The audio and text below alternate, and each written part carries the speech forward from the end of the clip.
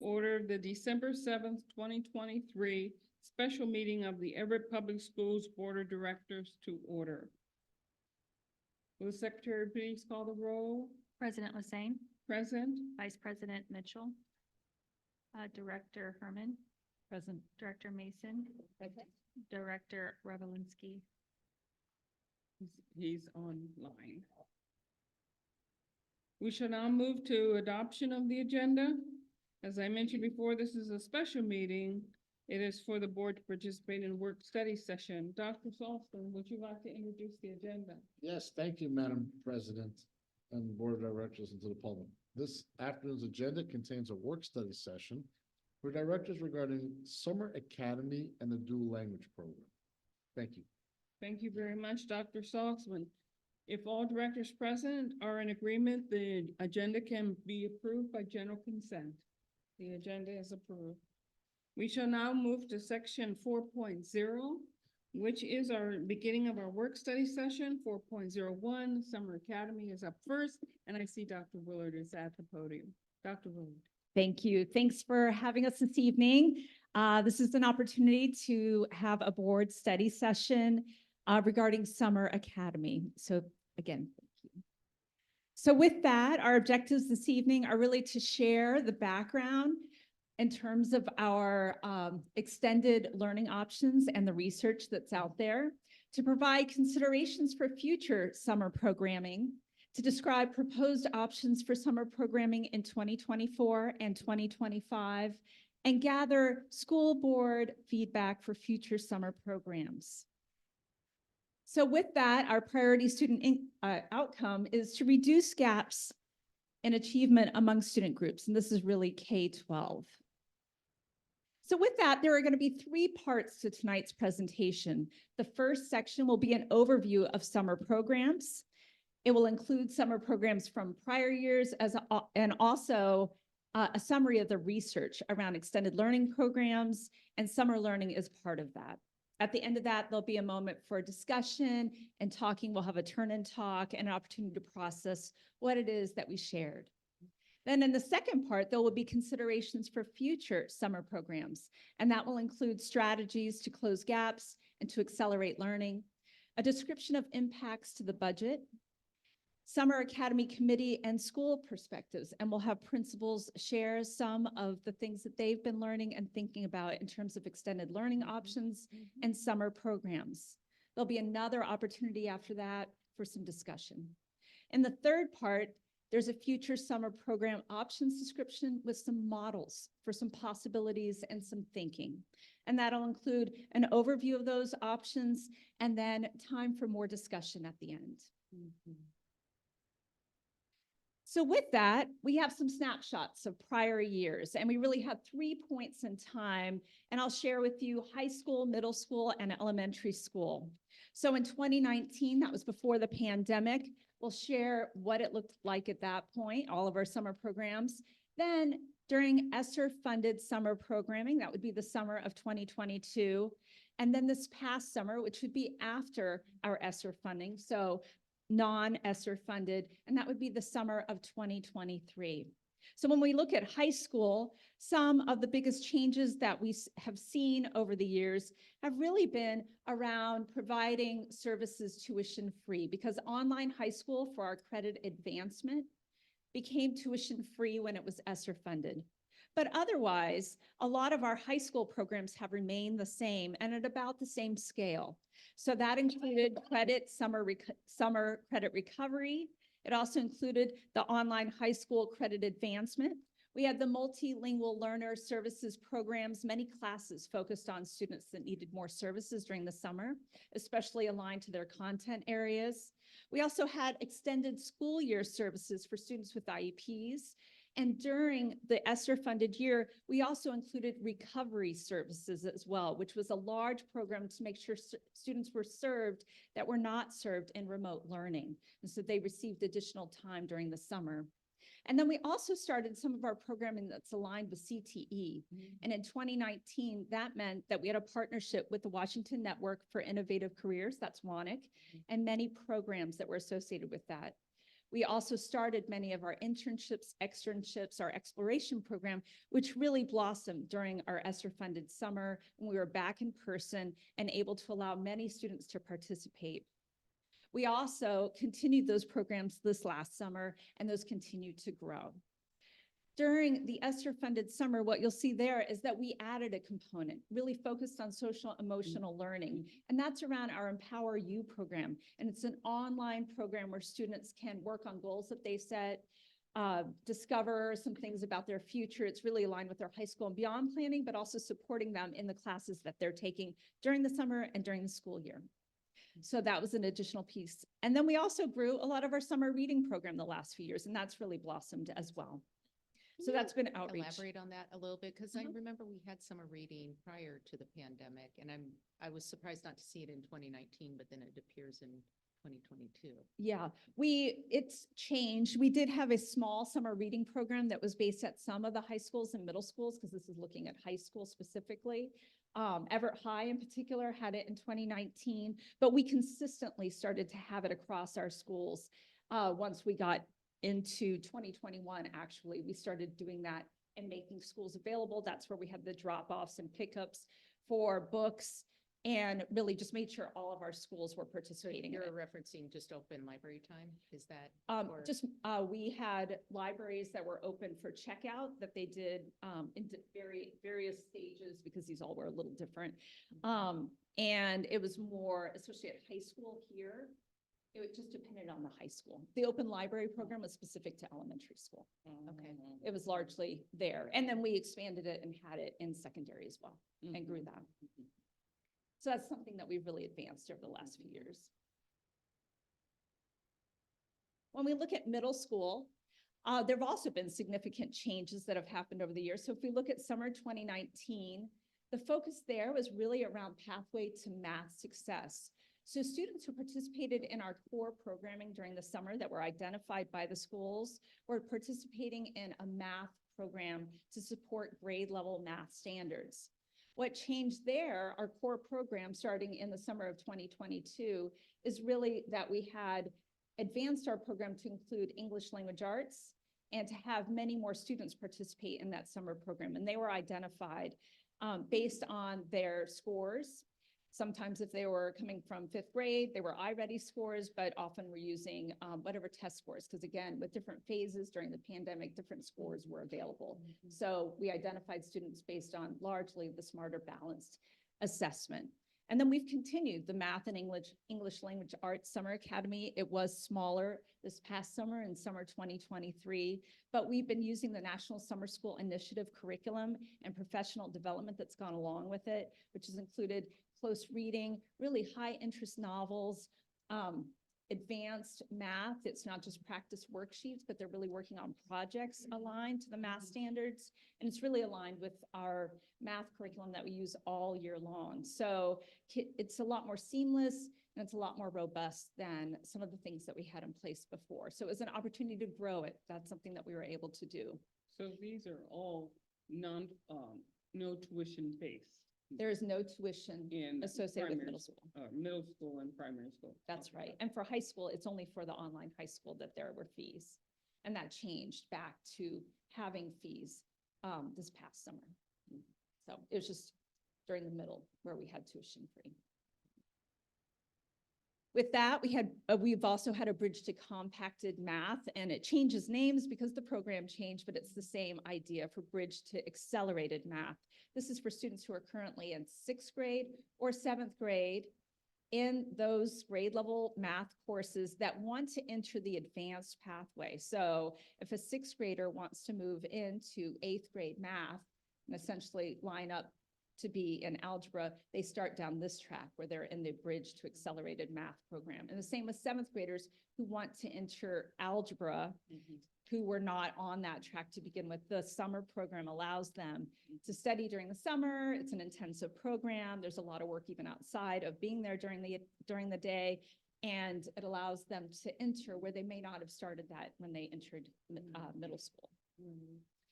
We've also had our extended school year services for students with IEPs Just like high school, during the summer of 2022, we also had expansive recovery services for students with IEPs to make sure that they had time offered to them during the summer for any time that was missed during the school year. Again, to the conversation about summer reading, it really blossomed during that year. We really put a lot more resources and energy in aligning that. And then this past summer, what you would see is largely the same programs from 2022, except that they're a little bit smaller. And really the smaller piece of it would be the Math and English Language Arts Summer Academy program. Most of the other programs are about the same size. And they're all tuition free. So with elementary school, that's where we saw many more of our changes in terms of what the program scope looked like over these three different snapshot time periods. So in 2019, our program was around reading, writing, math, science, and social emotional skills. We had it at 8 sites. And as we moved into summer 2022, with the ESSER funded, we actually had 6 sites, but many more students. It was just a much larger program, even though there are fewer sites located there.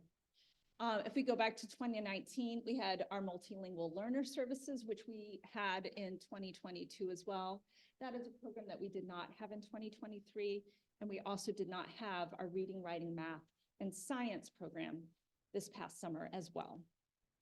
Just like the high school and middle school programs, we have the extended school year services for students with IEPs, and that is continued, and those are services that we will continue to serve elementary students with. During the summer of 2022, we had recovery services, just like high school and middle school. So that was a number of students that were receiving additional services during the summer. And then there again, we had our summer reading program, and we actually advanced that as well. But we had in 2022, we had the open library that was being asked about.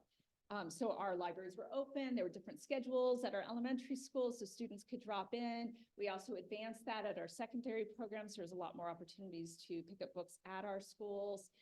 During this past year in 2023, we offered resources that had to do with our local library partners, Everett Public Library, and also Snow Isle that we partnered with so that families could use those resources.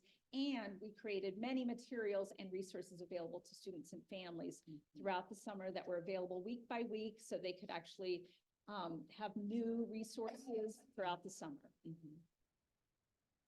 Can you speak to, under 2023, the extended school year services for students with IEPs? What was that and what did that look like? Yeah, we had about 30 students who participated. It was located at View Ridge Elementary School. Just And one school? Just one school. And it's only really ever been located at one school because it's a concentrated services for students that are largely in our life skills or extended resource room, classrooms, and they're receiving additional services. So we have a huge staff that helps with nursing and paras to support the students that participate. So in 2023, there were no programming at schools other than that? Yes. For Didn't elementary realize school. that. Okay. There were some schools at elementary, and I think Jacob will speak to some of his programming. Some schools elected to do very small, tailored, either a week-long boost or throughout the summer to do some very site-based programming at their schools. And some of our principals will share some of those pieces, but there wasn't there were other centralized programs last summer for that. But some schools did participate in, used their budgets to maintain some summer programming. So at that their was school schools. budget based, not district. It budget. could have been categorical funded, so it could have been, so for example, Okay. it might have been some title funding that they reserved so that they were able to serve students in the summer.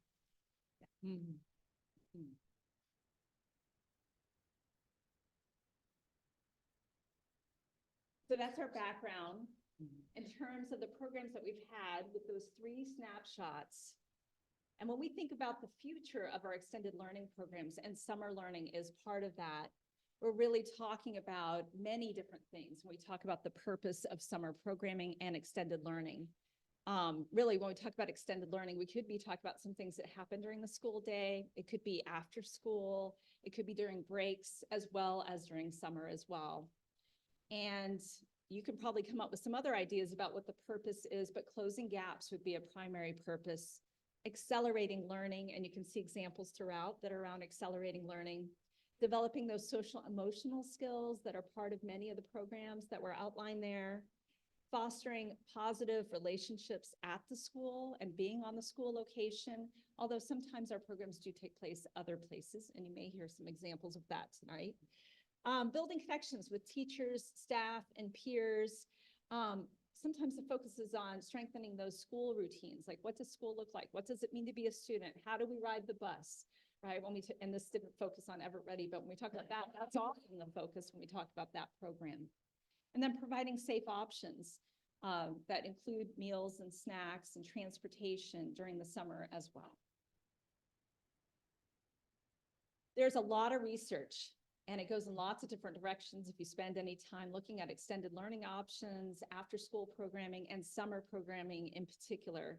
Some of the positive outcomes, and there's a whole range of different outcomes that can come from it, are more engagement in school, so participating in school, attending school, so improved school day attendance, fewer unexcused absences, so feeling that connection, fewer disciplinary referrals, so really participating in school, knowing how school operates, and then, of course, improved academic performance, reduced behavior problems, and then overall improved social skills that go along with being part of a program and the many different formats that it can happen.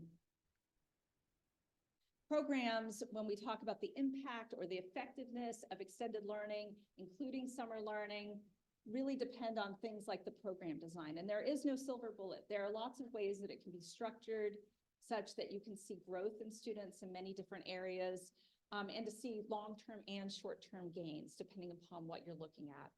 So one of the biggest pieces in terms of effectiveness and design for effectiveness is really the instructional design and making sure that you have quality behind the curriculum you've chosen, the professional development that's provided, ensuring that it's a robust program. Student engagement, making sure students attend and they're participating in the program is another key indicator for effectiveness, as well as making sure that the programs actually meet the individual student needs. And that really is a range of different needs. You can see from accelerating students who may be in bridge classes or online high school to programs like recovery services or our math and English language arts summer academy, where students are getting up to speed in terms of the standards that they're learning so that they're at grade level. So we're going to pause here. A lot of information, some really wonderful questions. We have two questions for you. I'm going to invite the three regionals to join you. So we're going to have a turn and talk. So you have a few moments to kind of think about what you heard and to think about these two questions. What do you see is the purpose of summer programs and extended learning options? What do you see as the role of summer programming in closing gaps and to accelerate learning? So I'll invite regionals to join you. We'll spend a few minutes and you can just talk through some of these questions, and then we'll share out a few of those as well. Okay. Are we Yeah, two on, sorry. two Pick a a pair? regional. Okay, we're working as a pair. Yes. Just a one-on-one. Okay, gotcha. To answer the first question, what do you see as the purpose of, one, I look at it as several different things. Continued engagement in school. I see it as a way to close the opportunity gaps or the achievement gaps, whatever you want to call them. I see it as a way of accelerating those students that more traditional resources and opportunities because they're doing so well. I think And the thing I look at around it that as surprises me recovery is we- for those who need the additional time. Or more robust. But I also see it as closing the window of, what do they call it, the summer slide? I've worked on a lot of campaigns. that I have Closing said that it's because you're always engaging in something. So the kid doesn't have time to really lose anything. It may be a refresher, it may be just continued emphasis on certain things. It could be how those things are being utilized in the real world, essentially. I mean, you have statics, and instead of teaching kids that, you say, okay, how's that bridge being built, you know? So they can take it apart and see how that might be used over there. Okay. of practical applications, and I do think it's a good idea for those high school kids to get involved in career link, you know? That's an important thing. Yeah, I think so too. So to answer the first Um, question. The engagement in The school job. with several different Supposed to things, do, sorry. reducing Got a little behavioral distracted. problems Um, and You know, discipline. Because you get a obviously, sense, you know, that maybe language during the learners, school year, it might be language, too you know, short, and that's to one reason why consistently kids still have continue to problems. practice That maybe if you exposure and expand it over the whole consistency is year and really you're important. constantly So you're reinforcing the fact that, language. no, And we sit down, we close our mouth, we put our hands down, To we me, that's talk, what it you is. know, And then, with inside obviously, voices, the you know, those audience kinds of is, things over and over. help students, You know, gain academic it knowledge. becomes one of those things that, Too. you know, you can't say I forgot. But it is a And, you know, it's interesting that, we. Somebody you know, knows. for middle school, because in that program, in fact, elementary, because once And they the- call the- people elementary. So many, when It's you like have a so late district that that, like, 39% free and reduced lunch, is this now an opportunity for us to be able to fill a void that they have in general with food insecurity, you know?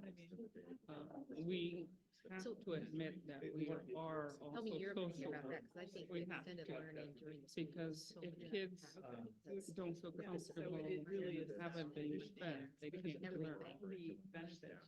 Whereas in the summer, if it's not. a- So is that asking too much? That's asking a lot for the school district to It's do, probably almost too short right? to And actually also have kids, provide, you know, that bridge towards what's available into, And that's what a lot of the research is into showing now. after school. So, You know, your and it's question not is, just how do high you do school, that? it's middle school too. And it's also teaching the younger kids, the elementary school kids, what's a possibility for a career. I mean, they may see mom and dad coming in from being doctors and lawyers and, or the bank teller and, or whatever, you know?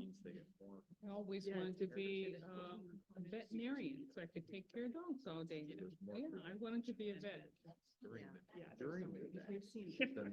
So that it's not a job, it's playing with your friends, you know? And-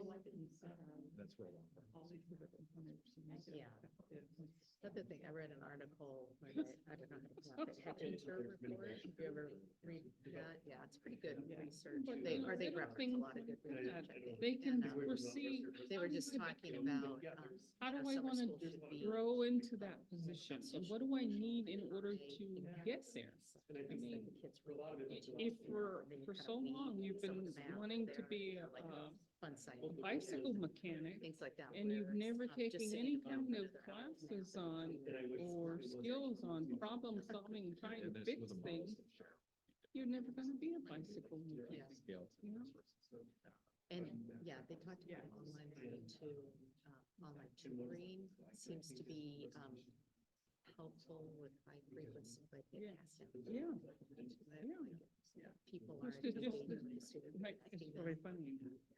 I guess growing up, we were always told how to act in a business setting or in whatever setting that you But happen what to I, work what I in. read is. the What's success acceptable, is what's the not multiple acceptable. students, which Some kids not don't know just that. need to be checking out. So how do we open the Yeah, door for they're not them good. to learn that so that they're not at a disadvantage once they get to that position? And then they, I didn't know that I wasn't supposed to wear t-shirts and jeans and sneakers to this except for Google. Google will allow me to do that, you know?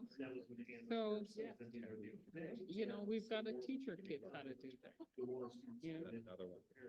And sometimes mom and dad are working really hard just to make it, but they don't have the opportunity or they don't know how to tell. You know, or direct our counsel to do things. So is that enough? Is that? And they, and one of the things. Is that too much? Yeah, As you expect. I know they're both considered extended learning, but I just think that's so different. You know, the stuff you can do during the year versus stuff you can get done in the summer. It's just really not. School year, yeah. But the thing about summer, you don't want to miss the opportunity for sliding back to, oh, I forgot that. And I think summer opens up an opportunity for them to do exploration, to, try their hand at something different so that along the lines, if they decide that's not what I want to do, I can do something different, But exploration during summertime is very key to building, I guess you would say, successful, resilient kids. Those are some. What are the researchers telling us? Oh, what do you see as your role in? Okay, we're going to come back together. Closing the gaps and accelerating, definitely. We answer that. I see it's key. Maybe we'll hear a few of the things that you took away from your conversation. Anybody want to share anything that seemed to stand out from your turn and talk? I heard great conversations, all in different directions, actually. Go ahead, Director Mason. Oh, okay. I think I looked at it as an opportunity for exploration for some of our middle school and elementary school kids to perhaps have the opportunity to try their hands at different things, and because they may not know what they want to do as they grow older. But this is an opportunity for them to explore different opportunities in career paths, or even our high schoolers to do career link. It is definitely necessary to reduce gaps as far as the opportunity gaps or achievement gaps and accelerated learning. I think that's very vital during that particular time. Plus, it cuts out the summer slide that you hear so much about with some young kids that may have a tendency to say, I forgot that, Even behavioral issues and social emotional needs, you can't say that, well, I had 3 months to forget about how I'm supposed to sit in the classroom. I've continued that. I know how to do that. I know the routine of the class.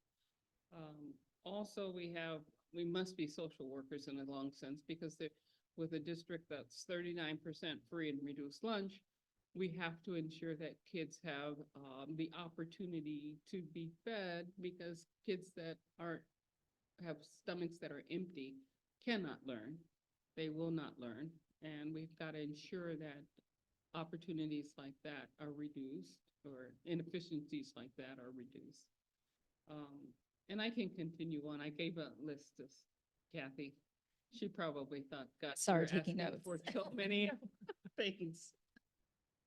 We do always serve meals, though, regardless of any summer programming. Mhm, Just want to make sure I say that. mhm, mhm. Did anybody else want to share any of the things that you took away from your conversation?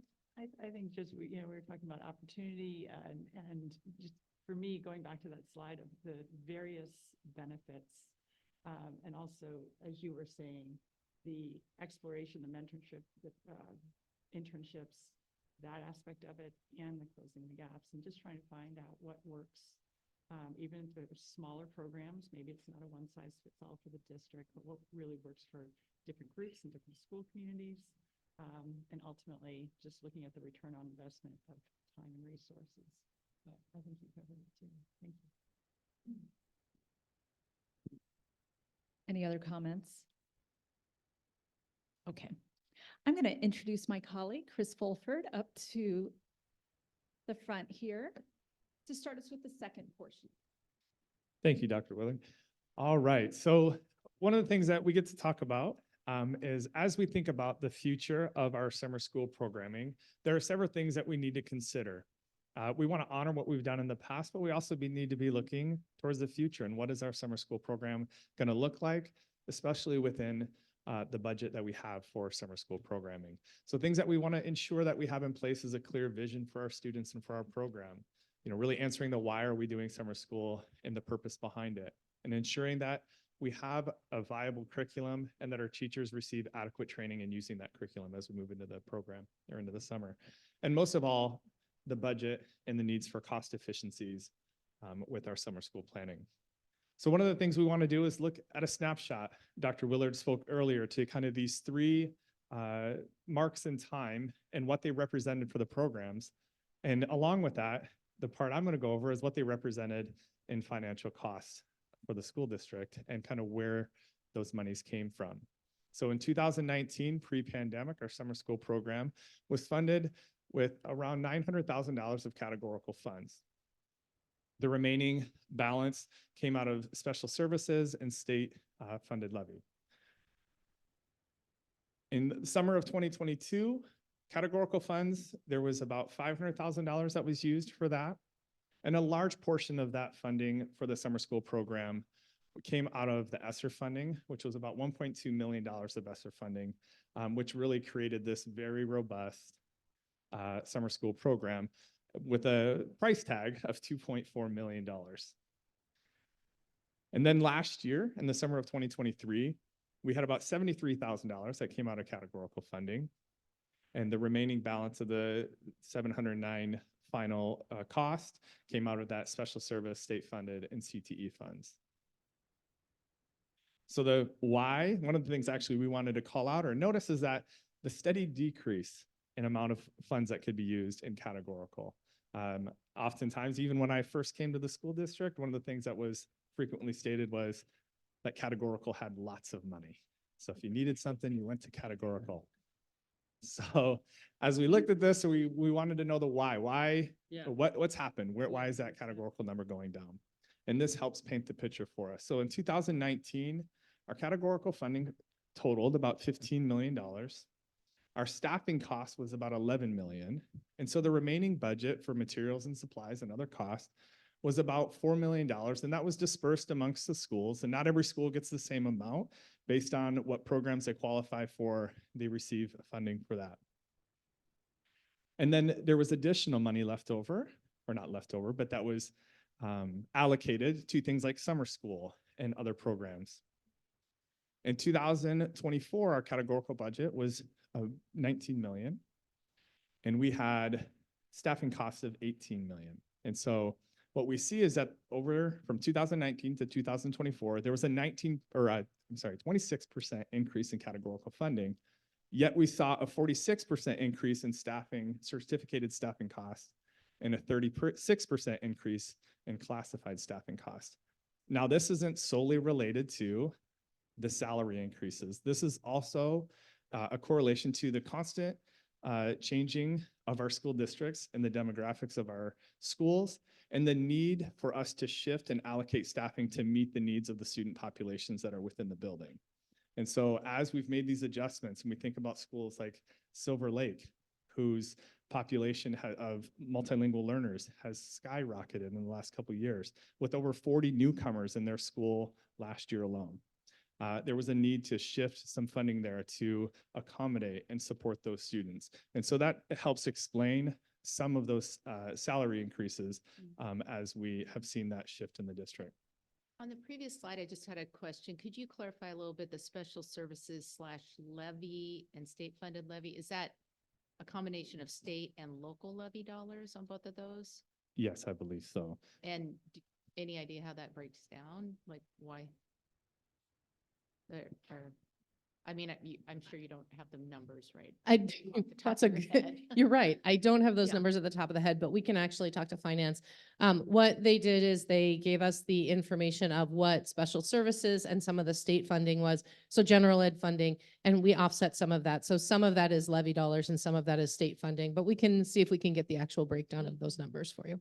Yeah, because it looks like there's some levy money in special services, and I just didn't know if that was true. So you know that some of our special services are not fully funded by the state. Yeah. And so we use what we need to cover with our levy dollars, our local levy dollars, or a Right. general education fund to help support those pieces. Thank you. All right, actually, I'm going to turn it over to Dr. Boughton, who is going to, oh, I'm sorry. No, I'm not. Just kidding. This is my slide. So as I was talking about earlier, when we think about that MSOC budget or those material supplies and other costs, so what some of the other costs are. So their schools receive funding based on what they qualify for. So they can receive Title I funds for schools, for our top 7 schools, with the greatest need of families falling below or their income falling below the poverty line. Then we have our LAP poverty funding, which is schools with a 3-year average of 50% or more of families qualifying for free and reduced lunch rates. Our transitional bilingual funds, which is for our ML population. So depending on the population and the makeup of their school, they receive funds accordingly. And so actually our 3 lovely principals represented here actually represent 3 very different funding models across our system. And so those funds can be used for different things depending upon what students are qualifying within their building, but they can be used for after-school programs. Some schools use that to support Imagine Language and Literacy clubs, iReady clubs, and other academic intervention programs. It can be used for professional development of staff, so paying for some of that additional time or possibly contracting with somebody to come in and provide some professional development towards the staff or with the staff. And then it can also be used, there's specific funds that are set aside and required to be set aside in some of our funding sources for parent and family engagement. And so we use those funds to bring families in, possibly pay for childcare, or also to support meals and things like that to really help draw families in and provide much needed information to them. All right, now I'm turning it over. Thank you. Thank you, Mr. Fulford. So, go back one. So I just want to be transparent. You're going to hear a little bit of a switch of language. So in the previous slides, we've been talking about summer programming and summer school, and now I really want to accentuate summer academy. And that's very intentional because we're really thinking about summer programming in different ways. And so we want to really elevate this, but to do that, we have an opportunity. So we've had summer school in our district for a long time. Because of some budget constraints and because of a pandemic, we had some shifts in how we funded and how we served, but we still know that gaps persist. So this is our opportunity to really rethink what does that look like in Everett Public Schools and able to capitalize on what is the biggest bang for buck? How do we ensure that we get a return on our investment so that we're not just saying we're going to spend a bunch of money and hope. Hope is not a strategy. We really want to be intentional about let's fund something that's going to work. And so the first thing that we really thought about is we need to hear some voices at the table. We can make decisions centrally, and sometimes we make pretty good ones, but we make better decisions when they're informed. So we actually had a summer academy on November 20th. We convened and we had some teachers, we had instructional coaches, we had some principals, and we solicited some feedback from that committee. And what we did is we reviewed that research and we talked about the purpose of summer programming. What was the purpose? What did they see as that purpose? We analyzed the cost and funding from previous elementary summer programming, much like we did here tonight. And then we unpacked some potential models.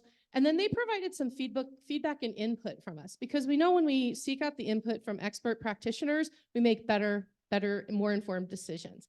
And then we started talking about some of those next steps and moving forward. So with that opportunity, what would Summer Academy look like in the future in Everett Public Schools?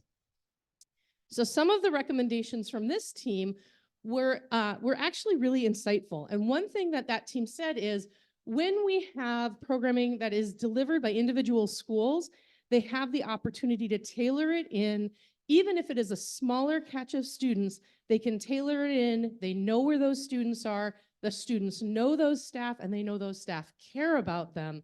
They are increased in attendance, and we have an increase in achievement.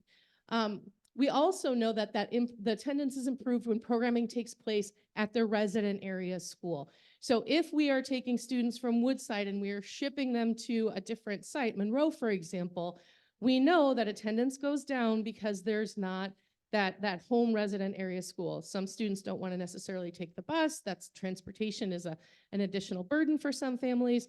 But if it's at their home school, they have opportunities to have transportation provided, where many of our students may walk to their resident area school. They also know that attendance is even better when they have extended learning through the year, and that summer's programming is a support to that. So it's a complement to the work that they're doing throughout the year. It's not just the one size fits all or that magic bullet of, well, you didn't do so well this year, so we're gonna have you go to summer school and that's gonna close all the gaps and fix it. We know that that's not true. So we know that when we can couple summer programming with the good intervention work that we're doing throughout the year, as well as good tier 1 instruction, then we get better results for our students. And that even though professional learning and curriculum planning are easier to do when they're coordinated at a centralized level. So for example, we develop the program, we develop the curriculum, we develop the plan and the scope and sequence. That's easier for the planning, but it's not as tailored to the student need as some schools need it. And they want some opportunity to be able to really meet the needs of the students that are in front of them. So they want maybe a hybrid of maybe some centralized planning, but the opportunity to tailor that in. And then focused on closing gaps rather than accelerating learning in a Jumpstart program. Now, some of our schools have actually had some success with Jumpstart programming, but this committee really did a very articulate job in saying, you know, if we focused on early grades and we close those gaps early on with their foundational skills, there's not so far to go when they start the school year. So coupled with those interventions that we have during the school year, we can actually get those kids to ensure their literacy by third grade and their math skills as well. So those are some of the recommendations that we had from that committee, but we thought it might be also helpful for you to hear it right from some of our principals. So we're very fortunate tonight to have Teresa Campbell from Silver Lake. She's our principal at Silver Lake. Jacob Ellsworth from Hawthorne Elementary and Alita Smoot from Silver Firs Elementary. And we've asked them to prepare a little bit, and we really would like for them to share with you what strategies and structures they're using to close gaps for students, both during the school day and through their extended learning programs, including summer programming. So I'm going to turn it over to Teresa, and then we'll have Jacob speak, and then Alita. So Teresa? Board President Lassane, directors, and Superintendent Salzman, thank you so much for allowing me to come and share some information about Silver Lake and what we're doing to close those gaps. So as you've already heard, since 2018, over the past 5 years or so, our demographics have changed pretty drastically. Our multilingual learner population has increased from 25% to 38%. That includes about 70 students currently who have been in the country 3 years or less. We have significant gaps for our ML students and our students with disabilities, and our low-income demographics have increased to over 60%. So a lot of changes. Over the first 2 years I've been here, the gaps have decreased slightly, but without additional support, it's been really difficult to make significant progress. I'm happy to say that this year we have finally qualified for both Title I and High Poverty LAP funds. That has allowed us to design a support program that's based on the current needs of our students. So to close achievement gaps, we have hired more school staff as support for additional push-in services, doing flexible small groups, pre-teach lessons, and interventions during our school day. This staff includes additional positions, so a half-time ML teacher, a half-time school counselor, and half-time special education teacher in addition to the people we already had. We've added new positions, including a family support specialist, an academic interventionist, and a behavior interventionist. We have also significantly increased our extended day programs. We currently have 30 students in grades 2 through 5 attending our before school extended day program that's focused on iReady lessons. In addition, we have 55 students in grades 3 through 5 who are attending our after-school program using the magnetic reading curriculum. The addition of our after-school program is the most impactful change due to having the additional funds for the curriculum materials and ability to pay for quality teaching staff. Because this is an academic program, the state also covers the cost of transportation, and we have a much higher than normal attendance rate because the kids are already there and stay there the additional hour. One more thing we have, currently there are 24 students who are attending our before and after school multilingual learner extended day program that's focused on imagined language and literacy. Again, this after school bus option and ability to pay teaching staff has allowed us to have this additional support. So we are very optimistic about these changes and look forward to sharing wonderful news in the future about closing the gaps, particularly for our multilingual learners and students on IEPs. Good evening. Thank you, President Lassane and board directors and Dr. Salzman for having me here. My name is Jacob Ellsworth, and I'm the proud principal at Hawthorne Elementary School. It is a pleasure to work with the students and staff there. They're the most intelligent, some of the most kind and persevering kids I've ever had the pleasure of working with. I was saying, having said that, though, Hawthorne also does face its challenges. Over 80% of our students live at or below the poverty line. 35% of our students are multilingual, which is a huge asset, but it does lead to some things that we need to work with in the classroom. Right now, we're currently about 25% of our students are receiving specially designed instruction as well at our school. And so we have also an increasing number of students living in transition with over 117 kids that are living in not in stable housing. And so we receive quite a bit of Title I funding, LAP, high poverty funding, and that's been the case for several years. We really focus as a school during the school year on closing those gaps by trying to use high tier 1 instruction. So we've spent a lot of time this year looking at GLAD strategies and how we can best utilize that in the classroom. We have found that it's not only helpful for multilingual students, but it's helpful for all students that might have a vocabulary gap, which can be created by poverty as well. And then we've also been really spending a lot of time focusing on culturally responsive education, of the work that Dr. Sandbridge has done in terms of taking the curriculum and making it more relevant to the students in our classrooms. And so beyond that tier 1 work, what we do as a school is really try to stay data focused. So every other week, grade level teams meet for an hour with myself and our instructional coaches to identify what is the current focus that unit has or what the students need, and developing a plan that they're going to implement over the next 2 weeks to try to close the gap in that particular standard. We really feel that we have to get down to the actual learning standard to help make those gaps close faster for our students. And so that's great work that our people have been doing this year. Right now, we have 101 students that receive pre-teach support. And we've created a system where we have flexible group time, both for math and for ELA. And so that's 45 minutes a day of math and ELA instruction where we have paraeducators push into the classroom. We have math paras that do that work. They're highly trained, ELA paras that do that work. And we also have ML paras. And so our ML paras right now are providing 101 students with pre-teach learning for the units every week. We have an interventionist that's providing 60 students with additional support in math and ELA during pull-out time. And we have a newcomer group with 12 kids in it. And so right now during the school day, we have 172 students that receive some form of academic support, either in a small group or one-on-one with an adult. We are also really focusing on our after-school programming. And we've shifted this into 2 categories for our school. I think you were mentioning this, President Lassane, earlier about the opportunities, right? We really spent a lot of time focusing on our students don't have access to some of the things that other children might get, so field trips or life experiences. And so we have after-school clubs that are focused on academics, but we also have enrichment opportunities for our kids, giving them those opportunities to experience things. So when they read stories, when they read books, when they have a math word problem, they know what a garden looks like, or they know what a robot and programming looks like. And so we have in our after-school program right now, we have 187 students participating in one of those 2 different types of activities. For our math support, for our academic support, we have ILNL Club, so Imagine Language and Learning, which is an online program that our students are getting a lot of benefit from, and our paraeducators are supporting kids in that.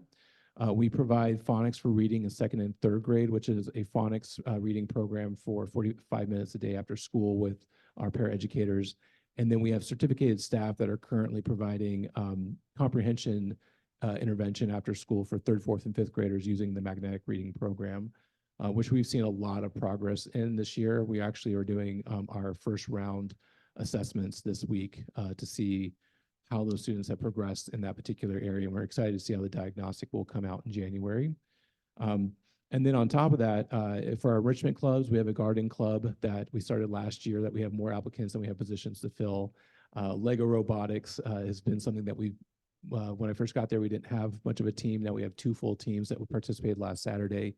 We have a ukulele club, and we also have a Marshallese club. We have also partnered with Big Brothers and Big Sisters to create book clubs for some of our students so that they can develop that as well. And so we are trying to target during the school day and also after school for our students to help close those gaps at Hawthorne Elementary School. Okay. Thank you, Jacob. I also want to thank President Lassane, directors, and Dr. Saltzman for giving us this opportunity to share what we're doing at our schools. Silver Firs is very different from what you've just heard. So I want to share with you how we are making a major impact on our students in our school. And we are not a title school, we're strictly gen ed. So what we did at my building was we sat down and strategically planned out our block schedule. And the reason that design was very important was because then that drove the strategic para schedule, which was aligned to how we were going to support our small group interventions during the day. And teachers were teaching that content. The para educators are either double dipping it, they're working with the kids who need enrichment, or they're simply monitoring the class because the teacher wants to work with the students that are not at the grade level. Currently, we have about 15 ML groups serviced a day. And then we have approximately 8 or 9 lap groups serviced throughout the day. That's including my coach is also going in and doing some groups to make sure that we're hitting all the kids that need that support. The other piece is that during that day, I've allotted all my staff extension hours to my staff. And I've done that for a couple of years now. And what they do during that time is they are backwards planning. They are having conversations. They are talking about what formative assessments are we going to give the students. That time then is tied to what we have on our A-lifts. And in our A-lifts, teachers come. We have a progress monitoring template that we have all worked on to get to what we thought was the most useful. And they report in there how those kids are doing. They highlight for my staff, my coaches, who are their ML students. And then the rest of the time for them is to, more importantly than anything, is to have that teacher discourse. What's going on? How did you get those kids to that point? And so what we have seen with this model is a major academic impact on our students. And we don't have Title I, so we had to get really strategic on how are we going to do what my colleagues are doing because our kids deserve it too. And so my support staff it includes not only my paras, but my specialists. And when we are in remote learning, I reached out to my specialists and said, you're doing 45 minutes a day. I need you to do some groups. Align yourself with 2 teachers. And no offense, you guys, but I feel like I have the best specialists. They aligned themselves with 2 to 3 teachers, and they did small group teaching through breakout rooms the entire time that we were out of school. And since my enrollment is slightly down this year, they have a little extra time. And so what they do is they go and cover classes during the week so that the teachers in each grade level can come meet with coaches and walk through that progress monitoring template and say, how are these kids doing? Did this intervention work? No, it didn't. Yes, it did. How can I help you? Do you want me to come in and do another group? Would you need another resource? And all of those pieces together have really worked beautifully and made a big impact. And our kids socially and emotionally look forward to that. There's not that like, oh gosh, there comes Mrs. Smoot. They love it. When are we going to do this again? When are we going to do these math center games again? And so that's how we're making it work at Silver Firs during the day. So again, thank you so much for giving this time to us. Thank you to our amazing principals for being here tonight. So you can see 3 different funding models, some with a significant amount of categorical funding, some with some categorical funding, some with very little categorical funding, but really thinking about some of those interventions that are actually making the difference for our students. So we're going to do another little short activity, but this is not a turn and talk, it's a stand and stretch because we're about an hour into this and we don't want your legs to fall asleep. So I'm going to invite our regionals back over and they can partner up with someone different this time. And we're just going to have a stand up and stretch. And if you can just dialogue for a couple of minutes, thinking about what you heard from our principals tonight and what you heard from some of those recommendations from the Summer Academy Committee, what are some of the things that you heard that resonate with you about accelerating student learning and closing gaps? Okay. Thank you, regionals, for helping out.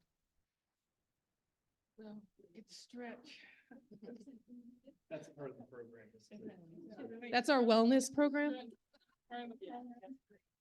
We'll do a little standing yoga, get some tree. Move back and forth. The tree's not gonna move so much.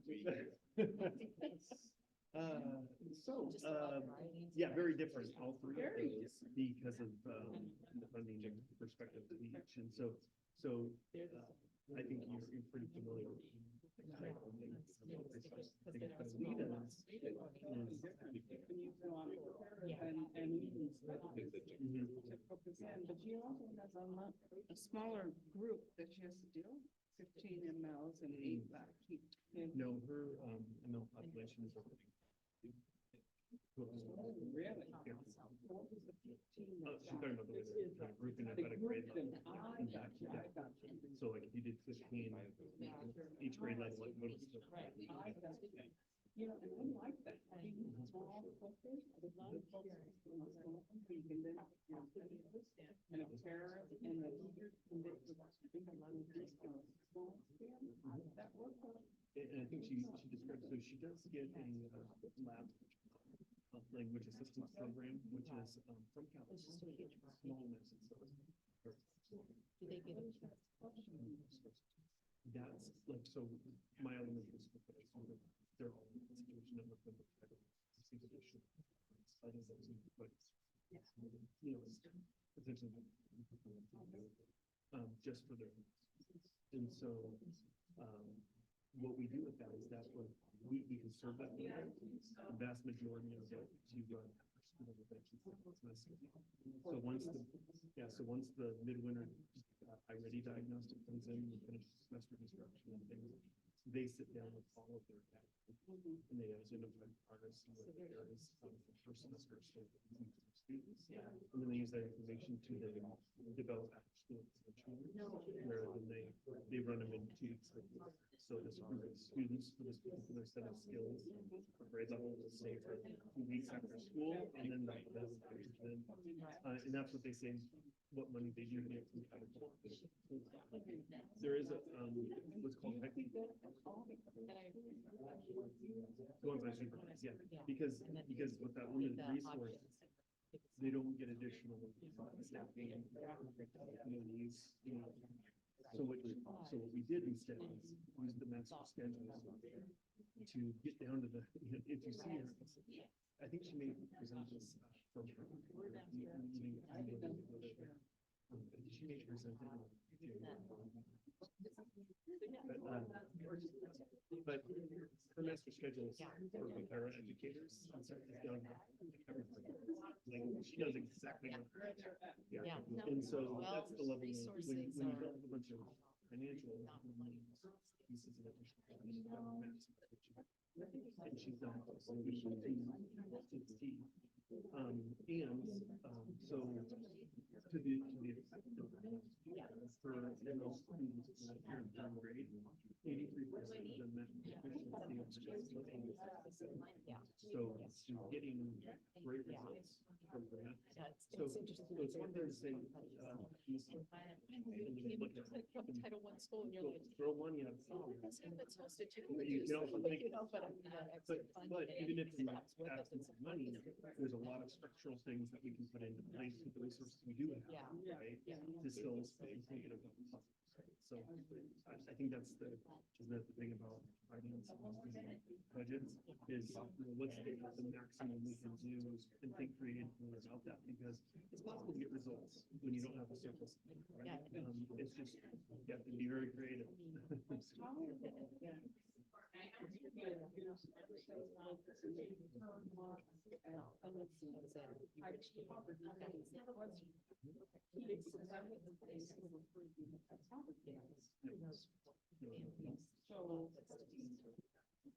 I divert, you know, like a lot of the mountains, you know, fifth of our population.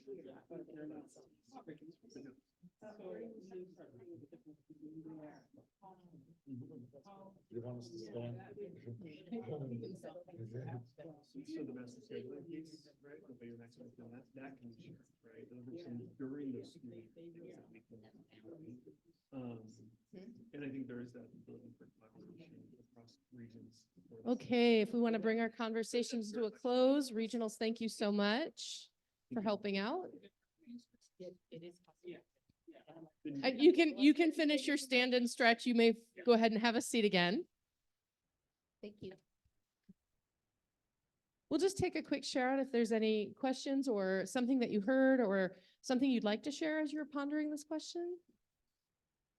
Go right ahead, Director Mason. Well, first, I want to thank the three of you for coming and sharing your different experiences. It's really interesting to hear how different schools with different populations approach sort of essentially the same goals. So thank you for giving up your night to be here and share that. I think one of my questions was a little bit, and perhaps Hawthorne, because it sounds like you were doing some creative stuff in the summer, and I'd be interested in learning a little bit more about that. But yeah, I mean, I think there's, my one question is, how do you share this with your colleagues that are from similar, that have similar school populations, although they're all a little different, but how do you figure out, what's working well and then share that out with the broader, and how can they bring ideas, together too? Jacob, yeah, maybe could you just share a little bit about your summer outreach program that you did with your students this last summer? Yeah, so I was writing notes down as they were talking earlier, and for our school, it's a neighborhood school, so majority of our students walk to campus every morning, which is amazing. It's a lot of fun to see them coming, but really the neighborhood is a bit of there's not a public library nearby. There's not many centers. There's a Boys and Girls Club that's really close, but Hawthorne's really the center of the neighborhood. It is the heart of the community, and so one of the things that we tried to do last summer was provide access, because a lot of the resources are online for summer learning, and so thanks to some funding from Dr. Broughton, we printed off all of those materials in hard copies, put pencils and crayons and everything like that together. And we started our summer off with a summer kickoff celebration. We had a big booth festival. We brought music in, food, and had booths where people could come pick materials up from that summer learning packet. But then we also had the Children's Museum there. We had the public library system there. We had Boys and Girls Club representative, YMCA, so that they could also provide materials for families to get them excited about what opportunities exist during the summertime.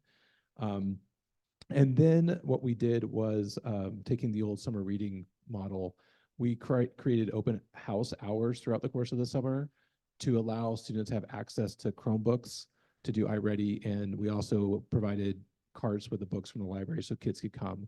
And we had 30 families that were consistently there every week, coming in, doing their iReady lessons with their children. I paid paraeducators or staff, or sometimes some days I was there, or Jennifer, the assistant principal, and that just providing that opportunity to come in. I wish we could have done it every day of the week, but we weren't able to. And then the kindergarten opportunity in August is a really big thing for us, is to try to get those students in as soon as possible. And I really wish we had that opportunity. If you remember a few summers ago when we were coming out of the pandemic, we shifted summer school to August. And I felt like that was such a powerful model, because August is it's like there's perpetual hope in August for school. Kids are motivated. They've had a break. June and July can be a little bit more challenging because they're like tired of school at that point. Teachers were rejuvenated in August. And so that would be something that we had started to plan to do last summer, and we just didn't get our legs underneath us because we were trying to do other things. But that would be a model that I think would work really well, and keeping it really site basic. The thing that's challenging about summer school is that when you start receiving kids from other buildings, it takes a while to build that climate and culture. And so when it's Hawthorne students, and not that we don't love other kids, but when it's Hawthorne kids, they know who I am, they know who the teachers are, they know what the expectations are, and it's like we can hit the ground running because it's our community. So I think that answers your Thank you, question. Jacob. I really appreciate that. Yeah, that's just such great feedback. Thank you very much for sharing that. And I love the idea of your summer kickoff. What a great opportunity to connect kids and families to other services outside of our schools. But yeah, thank you. Any other responses from the board before we move on? Go ahead, I'll Director chime in again, just a huge thank you. I think what I appreciated probably the most is the thought that each one of you had for your own community and using the resources or circumstances that are very different in what you're working with, and just really being intentional about it. And actually, even those learning lessons of, well, this makes more sense in August, or the why. And to keep that going, that if something isn't working, let's try something new. And that's what I'm hearing from you, and that's what I love, because I think it's really going to make a difference and pay off. I hate to be a record that just repeats everything that everybody said, but I do value what you have said at your unique schools, your individual home schools that your community has embraced as the center of their community. And I really like how you did start off differently with bringing the families to the school to see what resources were available at the school and what you've done, you know, what's in the neighborhood as well. And I like Silver Lake, well, you've got me there, so you don't have to worry about me there. I'll be there anytime you call. And Silver First, having the smaller groups that you focus in with your specialists and your paras throughout the years, really, you know, that's a unique thing that, you know, you don't have the Title I funds that, you know, the other schools have. But with the resources that you do have, you make it intentional. You make it focused on those kids, and I like that. And what you've told me is every school is unique. Every school is different, and sometimes you have to utilize the funds that you do have and the opportunities you have at your individual schools to make sure that the kids are getting what they need. And I think that's fantastic. I really do think it's fantastic that you guys have worked those issues out. I like the intentional ones, the focus intentionally. If you could share that with all the other schools that don't receive Title I funds, who don't, you know, so that they can also do that. Because it's going to be, I guess you'd say, more and more difficult to get the funding that we need in order to do the things like we used to do in the past. We have to be creative and do things differently.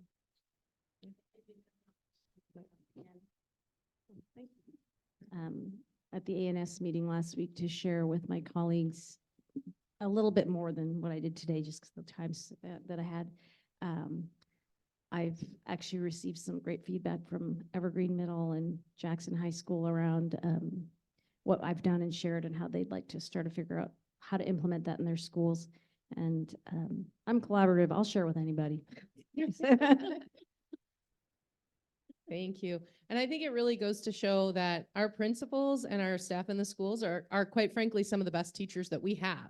And so it's why we spend time seeking out their voices and asking their expertise, because we can plan, we can make up a program, but what we really want is we want it to count. And when we want it to count, we need to talk to the expert practitioners in the room to say, what makes the most sense? What's working for you? And then how do we replicate that? And providing opportunities for their voices to be heard and help coach other people. This is what I'm doing and this is what's successful. That is capturing that kind of that element of that professional learning community, a principal PLC, if you will, where they're talking to each other, they're learning from each other. And that's what really good programs and systems do, is that we listen, we respond, and we tailor to meet the needs of who's in front of us right now. So it's so funny to look outside and see how dark and dreary it is in December and say, hey, we're starting to think about summer already, but we are. And one of the things that we want to clarify is you see elementary principals here tonight. You don't see middle or high school, because those middle and high school programs are pretty set. We know we will have online credit recovery. We know that we will have our middle school programs to help support some students who are in need. We also know that our extended school year programs, those are given. We will never move away from those pieces, especially with our extended school year. Those are Those are designated programs that are compliance-based with an IEP. So if a student has an IEP that says, hey, they need additional extensions from the summer because they will experience summer slide. And for those students who are so far from educational justice, we need to ensure that they have that opportunity. That will always continue. But for elementary, like I said, this is our opportunity to really think about how can we think differently about what's going to meet the needs of our students, not just based on budget, but really thinking about, hey, if we have budget constraints and we need to think outside the box, what makes the most sense? What is that return on investment? And so really when we're thinking about the summer of 24, we're already starting to have these discussions with our teams and start thinking about what can we do very intentionally to design some school-based programs that are actually going to be supported for the tailored, very focused, individualized needs for our students. So we're working with principals on some of those pieces and we're moving forward and planning for 24. But we're also starting to think about what does summer of 2025 look like? Because we know we have a variety of different models up here, and these are just some samples. And when we're making a decision about what summer of 25 is going to look like, we're taking into the consideration of what our principals are saying, what attendance looks like, what the return on investment is. What does that achievement look like? Are we monitoring that achievement? We had a really successful program. Steve Hopkins at Jefferson Elementary shared at his instructional review. One of the things they did was almost a jumpstart boost program for first and second graders during Everett Ready. So while their kindergartners were coming and learning how to do school last August, he had a select group of, I think, 28 first and second graders who came to school during those 4 days for an intensive foundational reading and foundational math program. And they're actually seeing some pretty good gains with those students right from the very beginning. So we know that there are different models that we could be looking at. And while these are models that we have, these might not be the only models that we look at. We may be looking at things like maybe we could look at a rising third grade, really focusing on that early literacy and focusing on that student priority outcome of ensuring third grade literacy. It could be just 1 week, similar to how Mr. Hopkins did it at Jefferson. And it's relatively inexpensive, about $7,500 per school, which is a total of $135,000 for all elementary schools, all the way to this end of the spectrum, where we're talking about more of a traditional look, which is 3 weeks, 3 grade levels, first, second, and third grade, 1 teacher, some para-educators. It's about $60,000 per school if we're looking at 3 weeks. But for all elementary schools to participate in that, that's $1.1 million. So we may need to really be exploring each one of these. And we may actually say, well, what if we took this piece of this one and this piece of this one and put it together?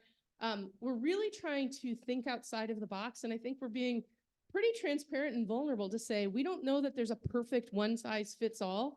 And in hearing from our practitioners, one size fits all might not be the best way to go.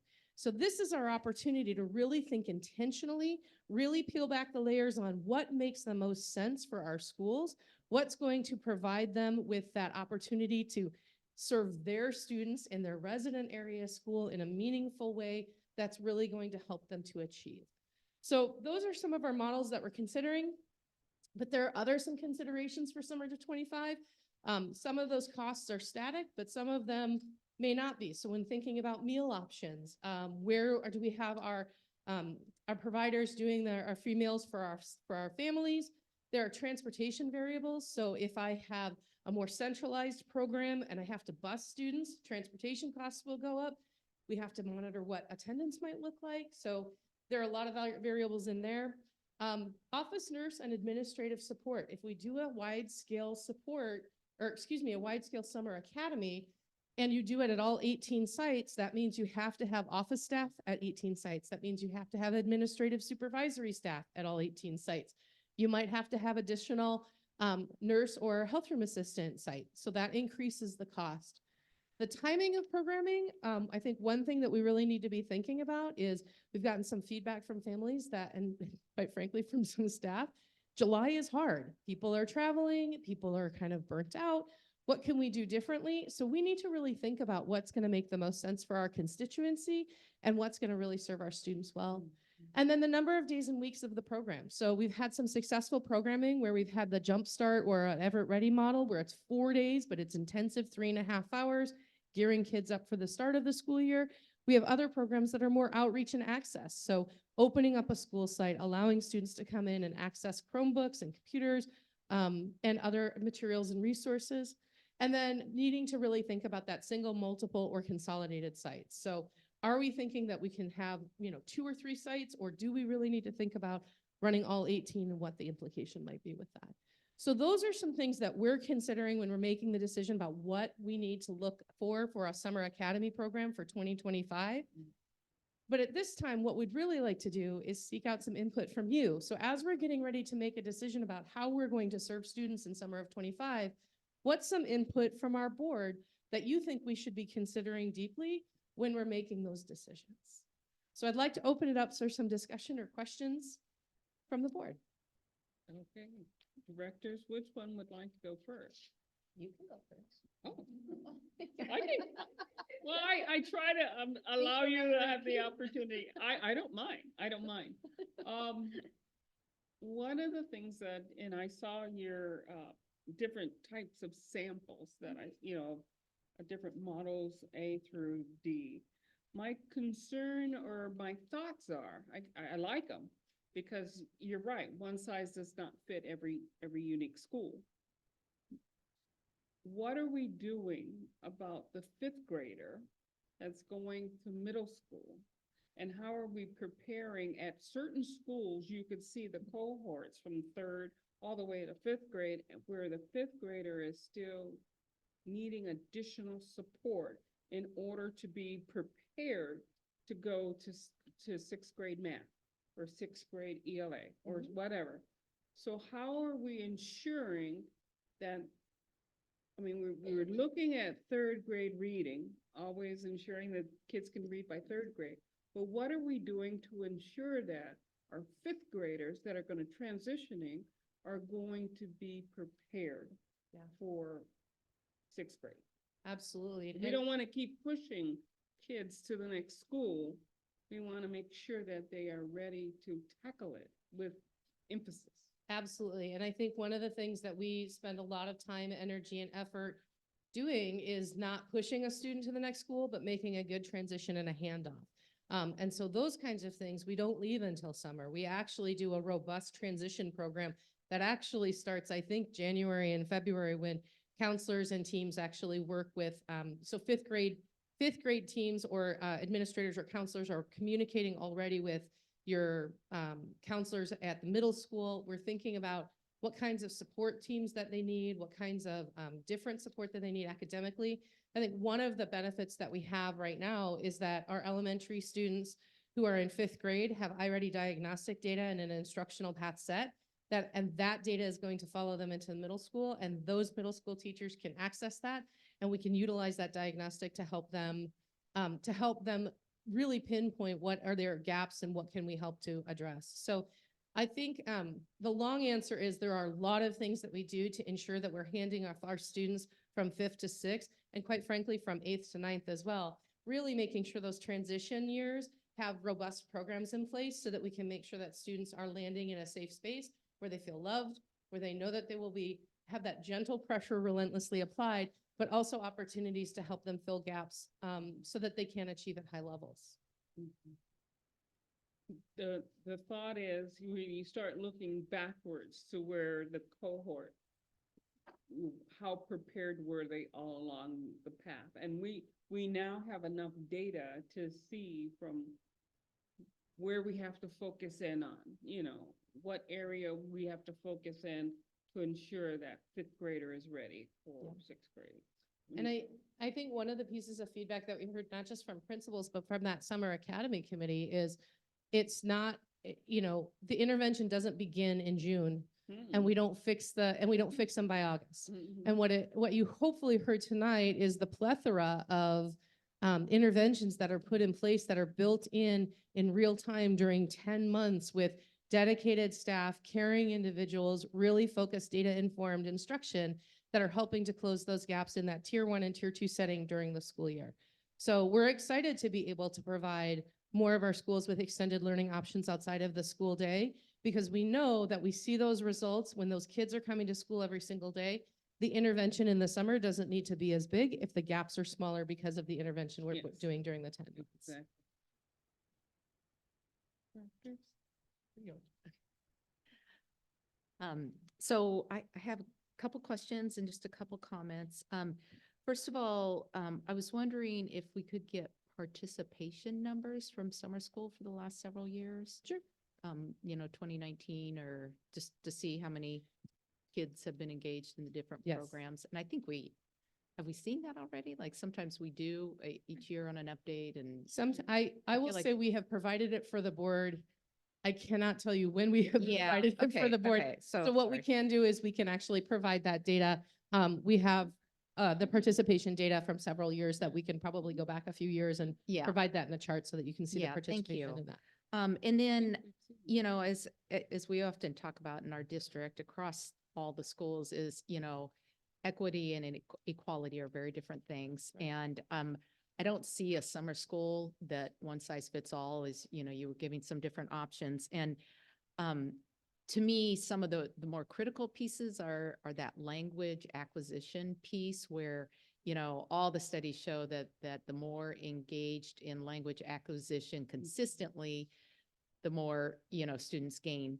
And that certainly is a big issue in our district, and a big topic because they can't grasp the academics until they have the language, and I know it goes a little hand in hand, but, and then separate from that, there's academic recovery or, bringing kids up to standard that don't have language barriers, but just are struggling for whatever reason. And so to me, it's sort of thinking about the different boxes of students and what works at different schools, for their populations, like we heard tonight. And certainly, relying on a practical experience and also research is things like what Principal Ellsworth said is, kids want to go to their home school. They don't want to be bused to a centralized location for summer school. You have lower numbers, you have more absences throughout.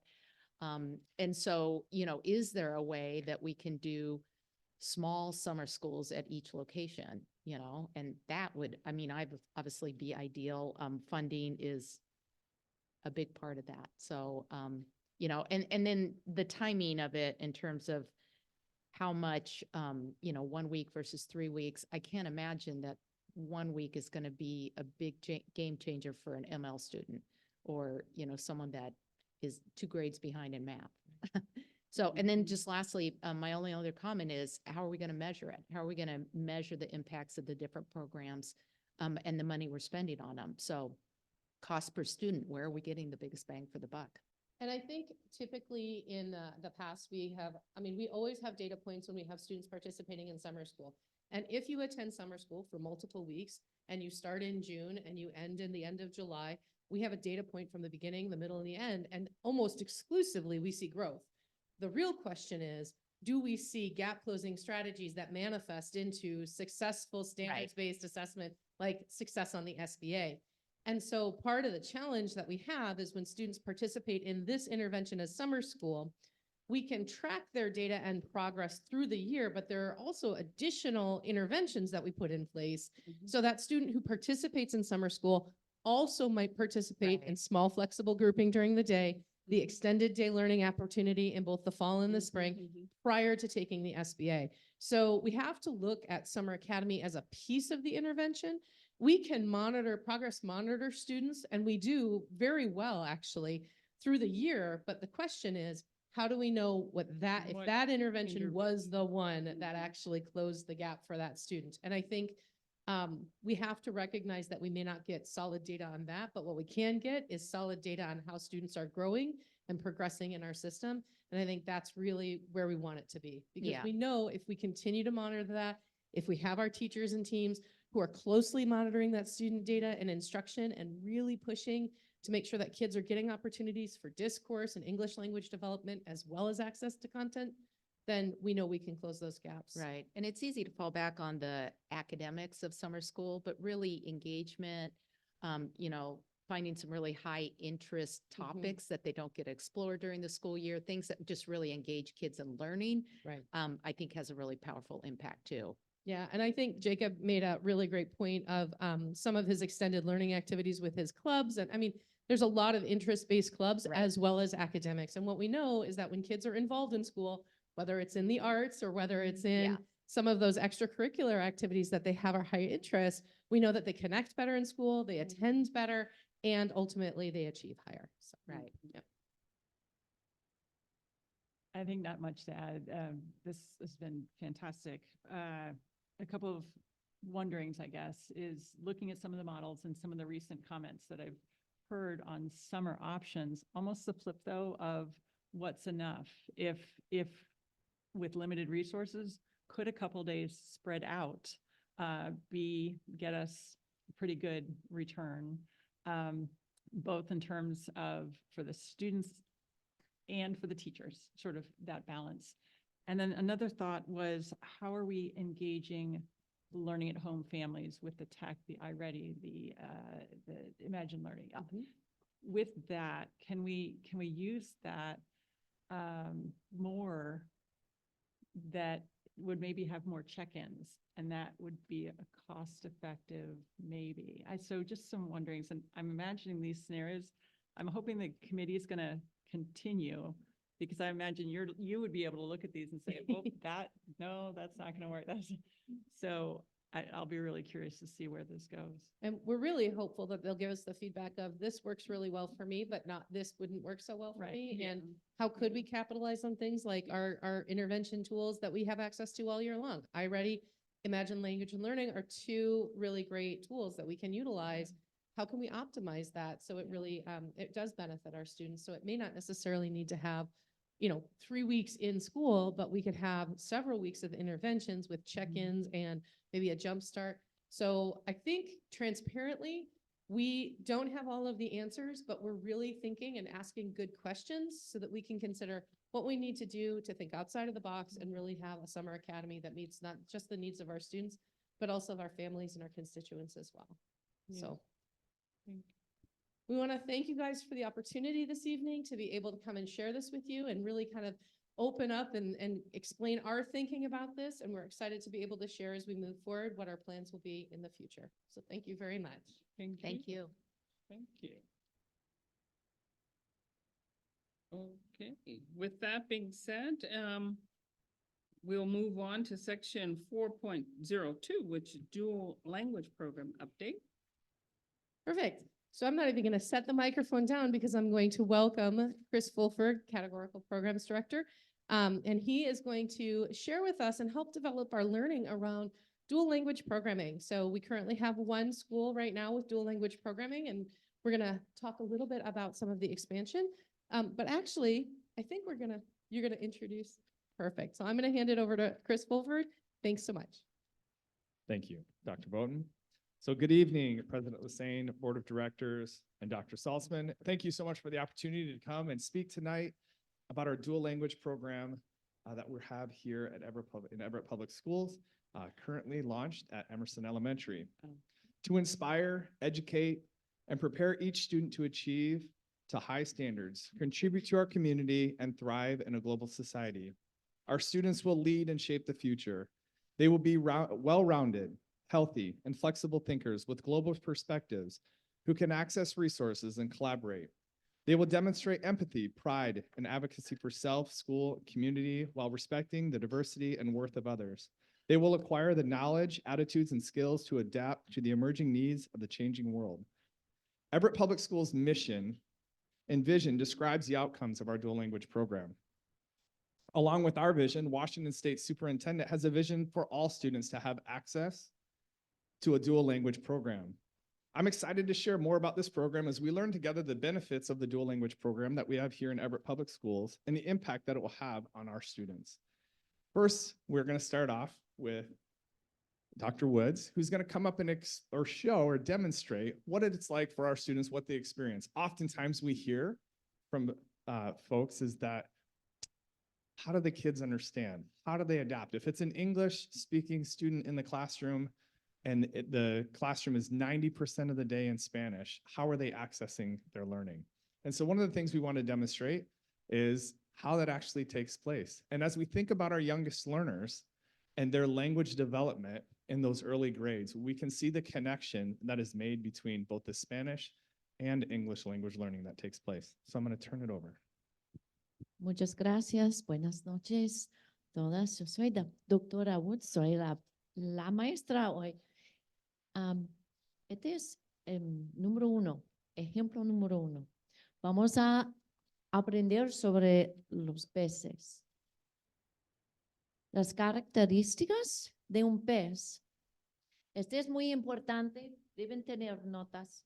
El pez es un animal vertebrado sin extremidades, con branquias y aletas y que vive completamente en el agua. La mayoría de los peces ponen huevos. Algunos ejemplos son el pez espada, el atún y el tiburón. ¿Está bien? ¿Entienden todos? ¿Sí? Ok. Vamos a tener un quiz. Los peces viven en el agua, ¿cierto o falso? ¿Saben? ¿No saben? ¿No entienden? ¿Viven en el agua, cierto o falso? Okay. Los perros son un tipo de pez. ¿Cierto o falso? ¿No saben? No, ella dice que es falso o cierto. Perros, dos. No es un pez. Muy bien. La mayoría de los peces ponen huevos, ¿verdad o falso? Sí. Sí. Los peces tienen pies, ¿cierto o falso? Ustedes deben estudiar más, tener notas. Okay. Now in this round, we're going to do this again. And I'm going to add some strategies. I want you to keep an eye on what strategies help you learn as a language learner yourself. Okay, what strategies do I use that I did not use? That was the non-example. That is not how our teachers teach. Okay. Okay, Okay. vamos a round two. tener una clase sobre los peces. Hay muchos peces aquí, ¿no? Hay muchos peces. Uno es un pez. Un pez. Repitan, un pez. Un pez. Muchos son los peces. Dice, Los peces. peces. Peces. Un pez, Un pez. muchos peces. Muchos. Este es un clase sobre los peces. Okay. Hay características de un pez. Los peces viven en el agua. ¿Sí? Viven completamente en el agua. Yes. Este pez está en el agua Yeah. y él vive. Este pez no tiene agua y no vive. No vive. No. Repitan, agua, Agua. el agua. El agua. Los peces viven en el agua. Los peces Viven en el agua. Muy bien, muy bien. Entonces, otras características de un pez. Los peces tienen branquias para respirar. Para Branquias, ¿sí? Repiten, branquias. branquias. Yo no tengo branquias. No. Yo tengo pulmones para respirar, porque los peces viven en el agua y respiran en el agua con branquias. Yes. Yo vivo en el aire, yo respiro en el aire y necesito pulmones, ¿verdad? Repitan, branquias. Branquias. Sí, los peces tienen branquias. Los peces también tienen aletas. Aletas. Repitan, aletas. Aletas. Ellos necesitan las aletas, ¿sí? Para moverse en el agua. ¿Sí? Los peces tienen aletas. Repitan, los peces tienen aletas. Los peces tienen aletas. Aletas. Ujú. ¿Tiene usted aleta? ¿Tú tienes aleta? Don't they? No, no, no. No. Yo no tengo aleta. No. Yo tengo pies. Yes. Para moverme, yo tengo pies.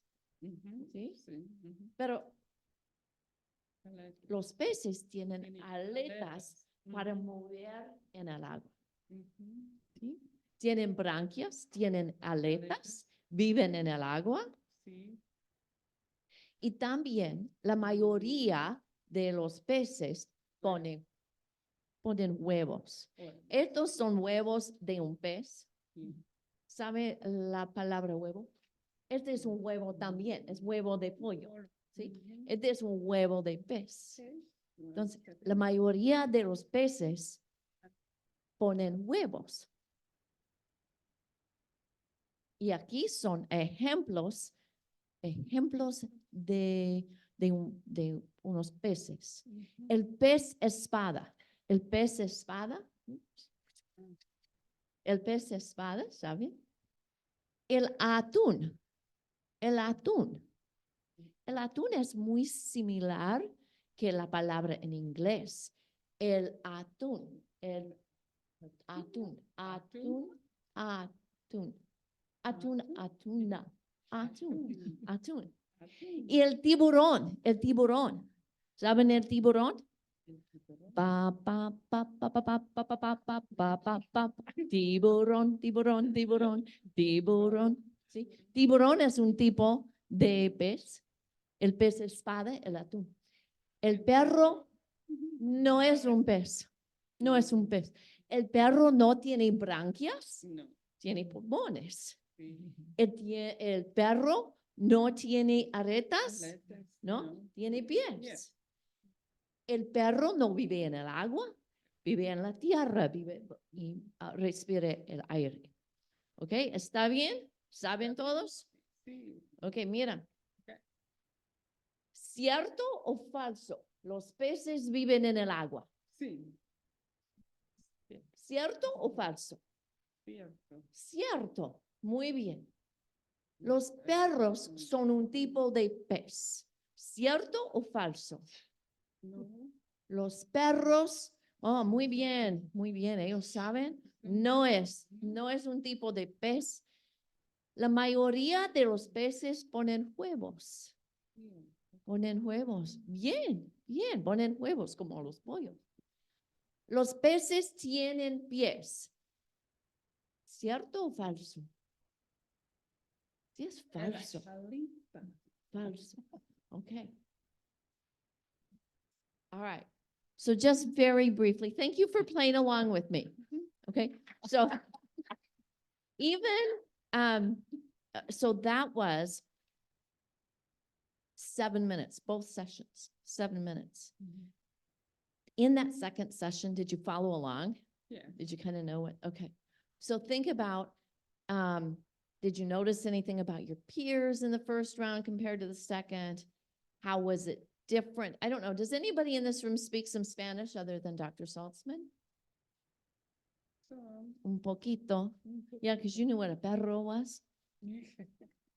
So what strategies or tools did you use or observe that helped your understanding? Just very, very briefly, and then I'm going to turn it back over to Mr. Fulford. High school French, Okay, high school French helped. romance languages. Yeah. The teacher mimicking Mhm. or showing by. Yeah, Motion. so I was using some motions, so some TPR, Yeah. right? So I was doing some of that. And smaller bits. So it's just the reinforcement Smaller of bits. small, yeah. Pictures, Mhm. right? Yeah. The first lesson, it was just all words, Yeah. right? I said it fast, I expected it. So our dual language teachers are way more experienced at doing it. Well, not more experienced, but they are way more, they have the current work that they are doing. They are doing this every day and they're teaching our littles and they know how to do this. So you can imagine that our bright first, second, and kindergarten students that are learning this, those kids are going to learn about fish. They're going to know, right? Because the teachers are going to use those really good skills. So I'm going to talk, I wanted you to be able to have that experience. And thanks for letting me do that. And then I'm going to turn it back over to Mr. Fulford. That's so cute. Thank you so much, Dr. Woods.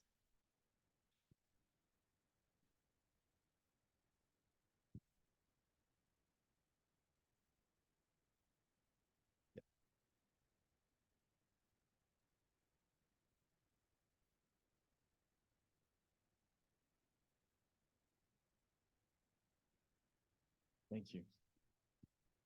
All right, how was that? Our Spanish is now proficient. We're ready to move forward and learn more about the dual language program. All right, so tonight our outcome is just to develop an understanding of Everett Public Schools dual language program. So with our dual language program, we asked the question, why? Why are we doing this? And so, like I stated earlier, this is embedded in our mission and vision for all of our students. And this provides the opportunity for students to really achieve. We know that best practice for world language programs is to start that program as early as possible. And we have that opportunity with the dual language program, starting that in kindergarten. Just think if we would have all in this room started in kindergarten, that lesson that Dr. Woods just gave us, we would have been right on par without all of the visuals. And so we know that this is important for our students. Also, through the comprehensive program review that took place in 2018-19 school year with OSPI, it was highly suggested, if not stated, that we had to have a dual language program at Emerson Elementary. And so that's really what launched this work, was that comprehensive program review, looking at our students.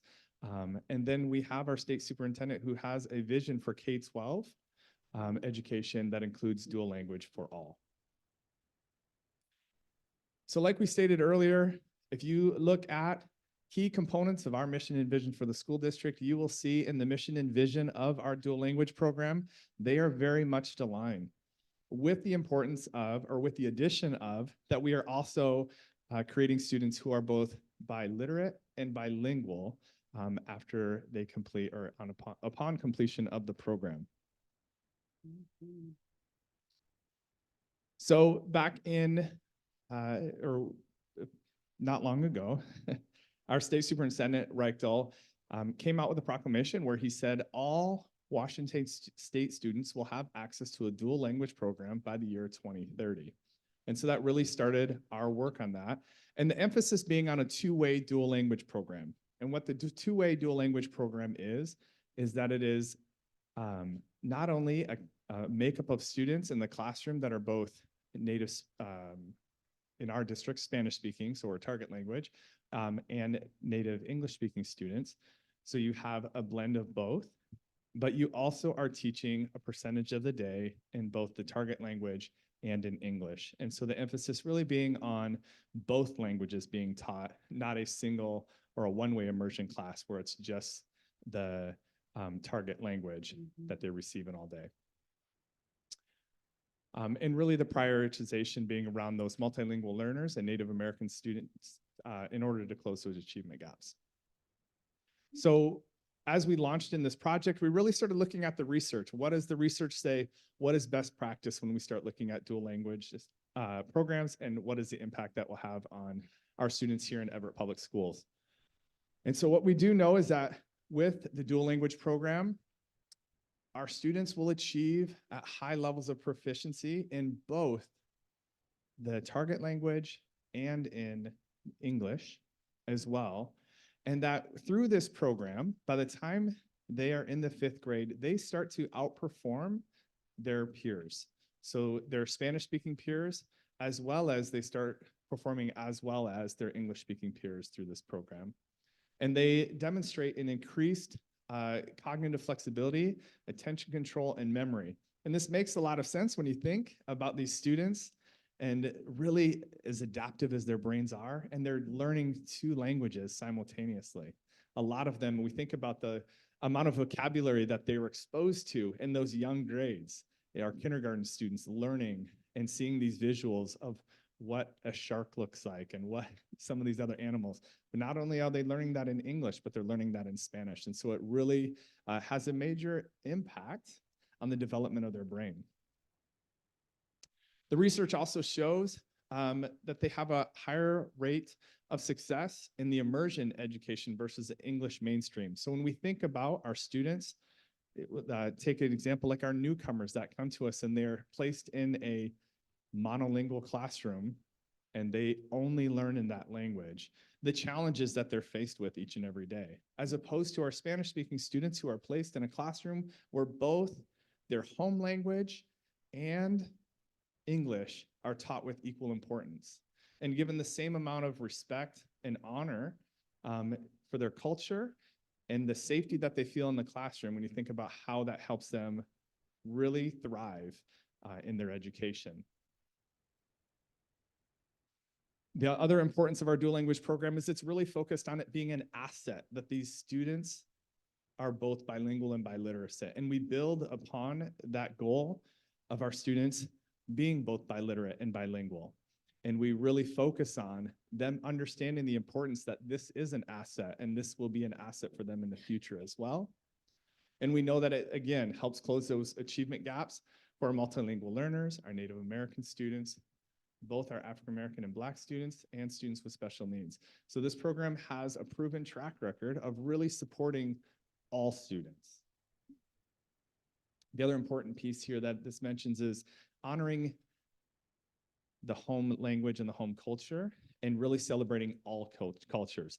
One of the most exciting things, if you haven't been to a multicultural night at Emerson Elementary, I encourage you to go. It is amazing to see how all cultures are celebrating that, and that dual language program really helps draw that out in that community, and the students honor and celebrate the different cultures that are represented in that community. And we're excited as this grows through our system, how it will be represented in more schools.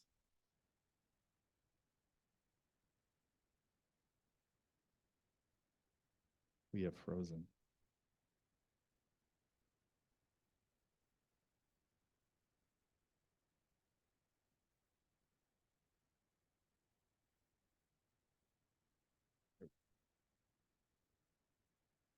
All right.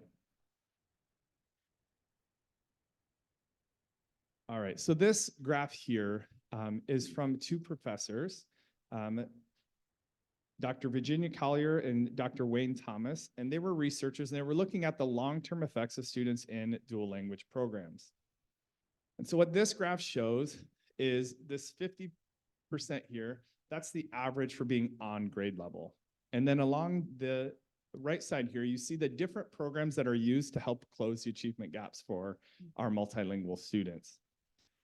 And you can see here, starting at the very bottom, the pull-out for English as a second language. When you think about that program, a pull-out program, that's students being taken out of the classroom when they're receiving their core instruction to receive instruction on developing their language. And so you can see that that actually yields very low achievement because they're missing that core instruction. And as you move up, you see some of the other programs or ways that we try to address closing the achievement gap for these students. And the interesting thing is when you get to one-way dual language programs and two-way dual language programs, they are actually, by the time they're in the 11th grade, far above their peers in both English and Spanish language development. So when we built our dual language program, we really built it on these three pillars: bilingualism and biliteracy, grade level and academic achievement, and socio-cultural competence. And the way these play out is bilingualism, so the ability to fluently speak in both languages and to understand in both languages. When we look at biliteracy or that academic component, it's multifaceted as we think about their ability to read, write, speak, and listen in both languages. And the social cultural competence, development of identity, cross-cultural competence, and multicultural appreciation. And again, we see that in our schools that currently have that program. And we see it in all of ours, in many schools, but highlighted in Emerson Elementary with that. So the way we accomplish and what we use, the tools that we're using to help grow this program, grow the understanding of our students, continuing to hold high standards, is we use the curriculum that you see in a lot of our classrooms.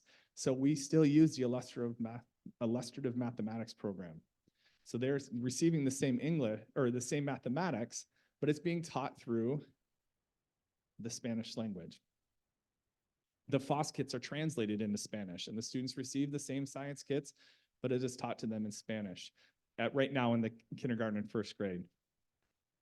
The difference is our reading curriculum. We use the American Reading Company, and that company, the reason we use that program is it aligns both the Spanish language development and the English language development. And so as we start moving our students through the system, as they start going through, we are targeting specific skills.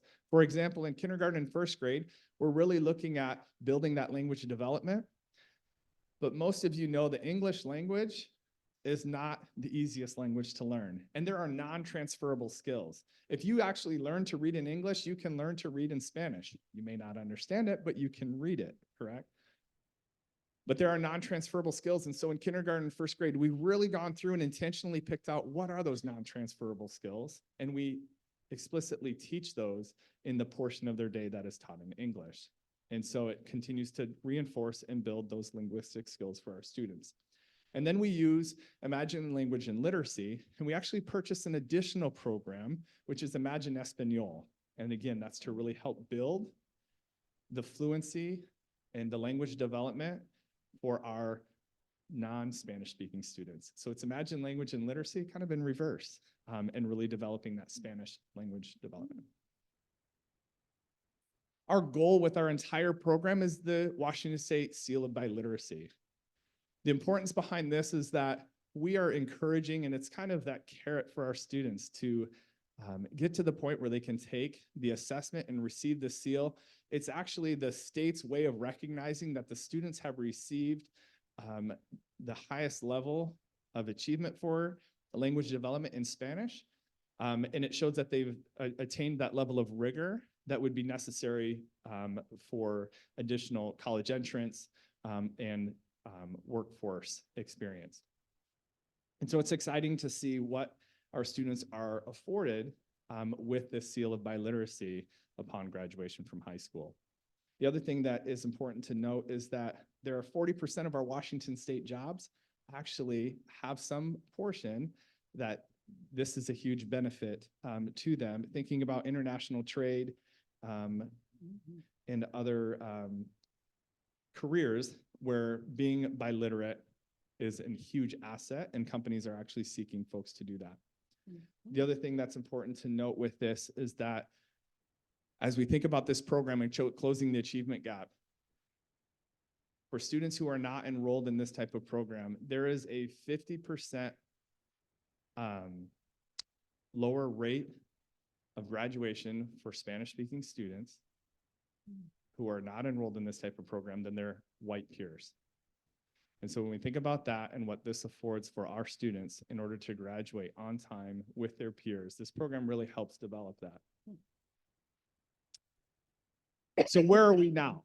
So this is exciting to see. When we launched our program back in 2021 at Emerson Elementary, we started with 60 students. In 2022, we've moved up. We have a kindergarten class that started with 61 students. We did see a little bit of attrition with this cohort of kindergarten to first grade. They went from 60 down to 58 students. Those 2 students moved away.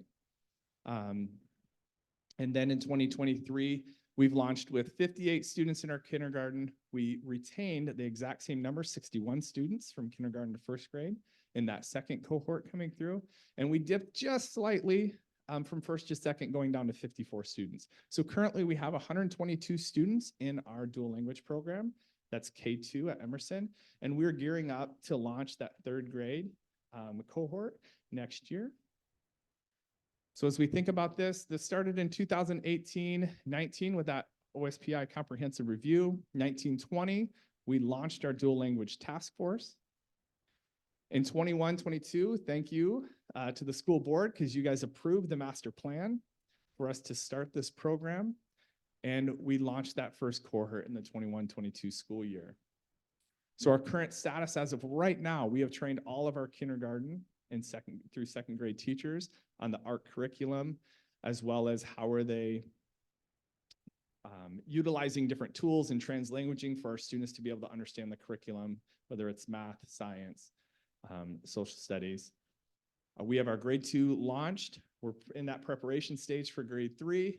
And we are also now in the preparation stage for the launch of the Silver Lake program. So when we think about launching this program, what does this mean for each grade and where is the preparation going? This is the model that we have chosen to use, and it yields the highest level of success based on research for our dual language programs. So we use what's called the 90-10 program. So there's two models. You have 90-10 and 50-50. 90-10 is more of a phased program.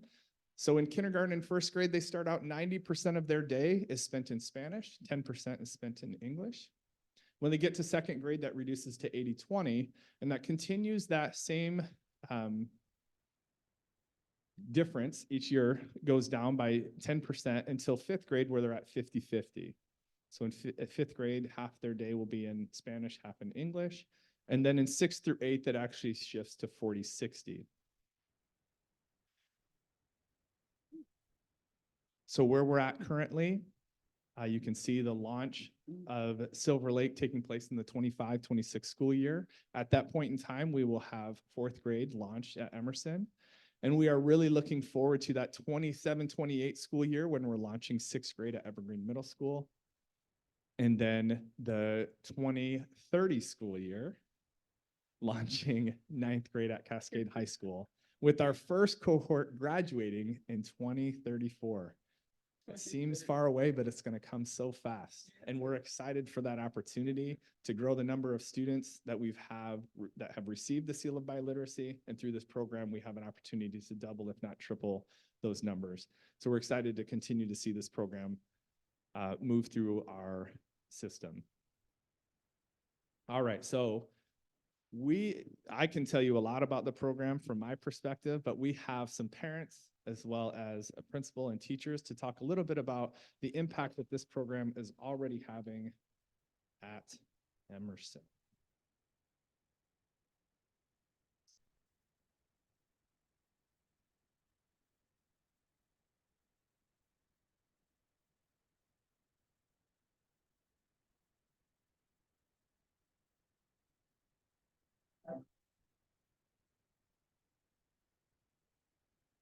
Hola, soy la directora de la escuela primaria Emerson. My name is Mike Young, and I'm the principal of Emerson Elementary School here in Everett Public Schools. It is an honor to be able to implement the Spanish Immersion Dual Language Program here at Emerson. It's an equity approach to multilingual learning, where native English speakers and those of other languages and native Spanish speakers come together to learn how to listen, speak, read, and write in both English and Spanish. It's where they truly become bilingual and biliterate. We also focus on sociocultural competence. Research shows that students who participate in this type of program not only meet expectation, but exceed those of their peers in academic achievement when they participate in this type of opportunity. It's not surprising that the state superintendent of public instruction strongly advocates that all students receive this opportunity to participate in dual language immersion programs.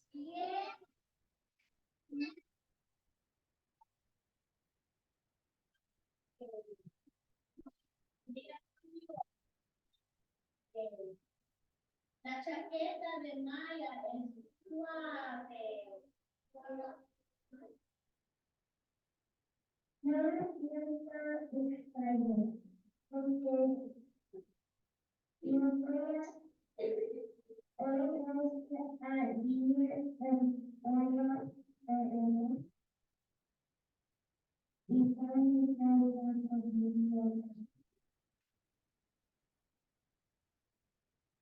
dual language education is amazing for our students because it provides them an opportunity to learn another language at the same level as a native speaker. Bien es cierto que nosotros hablamos y practicamos el español en casa, pero también es cierto que ahora nuestros hijos tienen una gran oportunidad de poderlo aprender, de poder aprender el idioma a un nivel académico.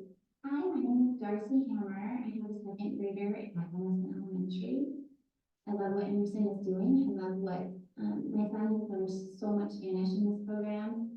We're learning as a family, and he's surpassed me so quickly. I'm really proud of his progress. Hi, my name is Luz, and my daughter is in first grade now, and the reasons why we really wanted her to do the program is because she wasn't learning as much Spanish at home since my husband speaks English. So our primary language at home was English. So it's very important, even to him, that that. She learned Spanish. He loves it. He's learning a lot. It's a great program and she's doing great. The teachers are so amazing and we love everything about it and how much she's learning. We chose to send our child to the dual language program because we have a strong history of Spanish in our family. And I just wasn't getting enough Spanish in with the kids. We don't have a strong enough community locally, and I wanted my child to have more language exposure and to have a better opportunity to practice Spanish and hear it spoken more regularly. Una de las razones por las que yo inicié el programa de lenguaje dual es porque mi primer idioma es español y me hubiera encantado, a mí personalmente me hubiera encantado aprender 2 idiomas o más, y yo veo esto como una oportunidad de darle a mi hija de que aprenda más de un idioma. As we move on, and my son now is in second grade, I have loved the fact that he is now learning math in Spanish as well, because then I can connect with him and I can help him, and our family can also help him with that because he is learning in the language that we're comfortable with.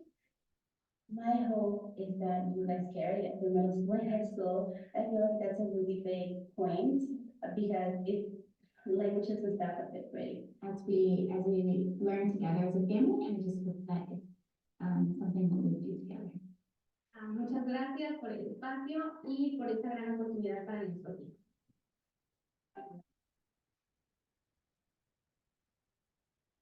All right.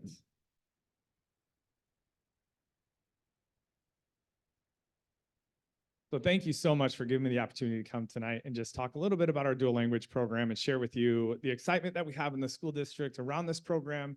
We want to thank Dr. Golden for launching this work with the multilingual learner team back in 2018 and building the task force.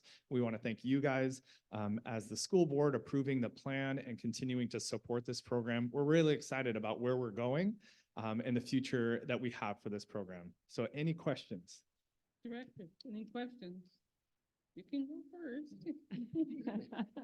Drawing straws. I'll go first, but I want to reserve the option to hop back in afterwards if needed. Okay. Because I think this is just fantastic. The research is really solid behind this, which I hadn't really looked into before.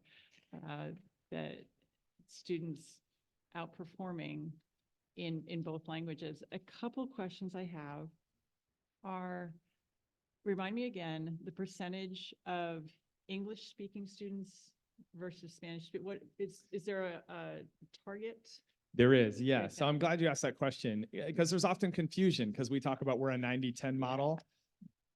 And so not to be confused with the 90-10 or the 50-50. With the makeup of the classroom, 50% of the students are native Spanish speakers and 50% are non-native Spanish speakers.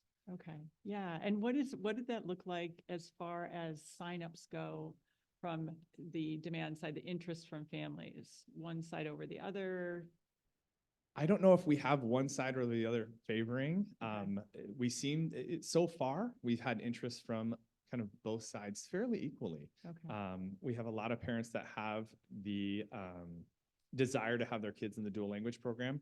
The one barrier that we're really addressing with opening a South End site is we had families who wanted a dual language program in the South End, but looked at a 40-minute bus ride, and that was less attractive. And so now being able to provide a school in the South End is a huge opportunity for our families to be able to have that proximity to a school where the transportation makes more sense. Few more. Yeah. So hats off to Principal Blythe Young. I know that there's a lot of work put into, and obviously the team, and just being able to get this to launch. Teachers, qualified teachers. What does that look like does that require endorsement, certification, and what does that pipeline look like? Have we taken all of our great teachers and put them in Emerson when Silver Lake opens? Are we going to be struggling to find, and as it grows? No, so we have a continuous recruitment program that we're starting to develop more and more. One of the things we're really looking at is a pipeline program where so we've started a couple different things. One is through our intro to education class. We've partnered with Anthony Anderson with the CTE department and looking at that program and learning how can we encourage more of our multilingual learner students to have the opportunity to take that class. Because by the time they finish that class, they can receive their certificate to be a paraeducator and then start working in our dual language programs as a paraeducator.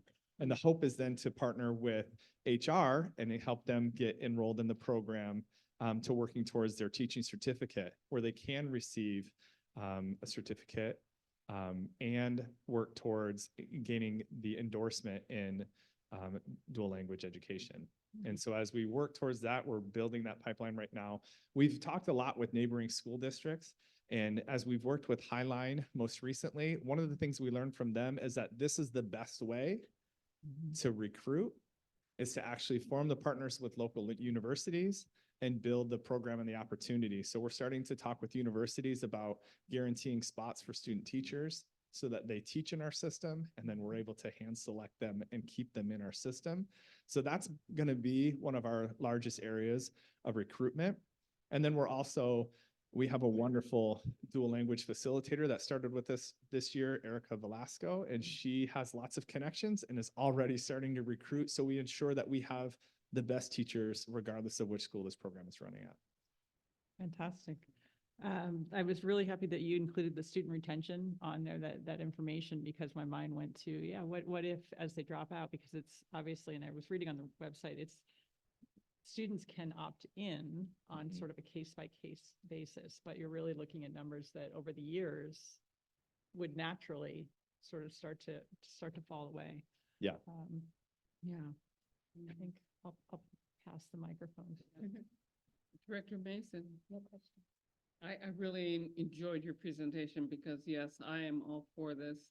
Now, at what point, and I know we're looking at our total student body population and a number of Spanish speakers coming in, at what point do we look to another language as that shows a potential for,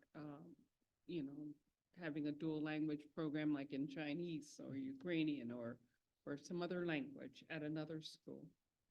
Yeah, that's a good question. And that's not, we're not at that point yet.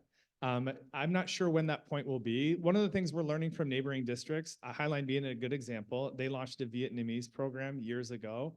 And one of the things that was really important, I was actually just down meeting with one of their directors and with OSPI, that they were talking about is the challenge of recruiting the number of teachers needed in order to run some of the other languages. And so really it's based on what's available in your community, the connections that you have. And so if we start exploring that at some point, it's really gonna have to be grounded in research and our community and the availability of staff so that we can ensure that we are staffing a robust program and not just trying to piece it together to support the launch of a program, if that makes sense. Yeah. One of the other factors that we have to put in play is also curriculum resource and access. So if we're really fortunate, illustrative math, which is our math curriculum, is in both English and in Spanish. And as we see curriculum resources continue to grow and develop in a digital format, it becomes easier for us to be able to translate some of those pieces.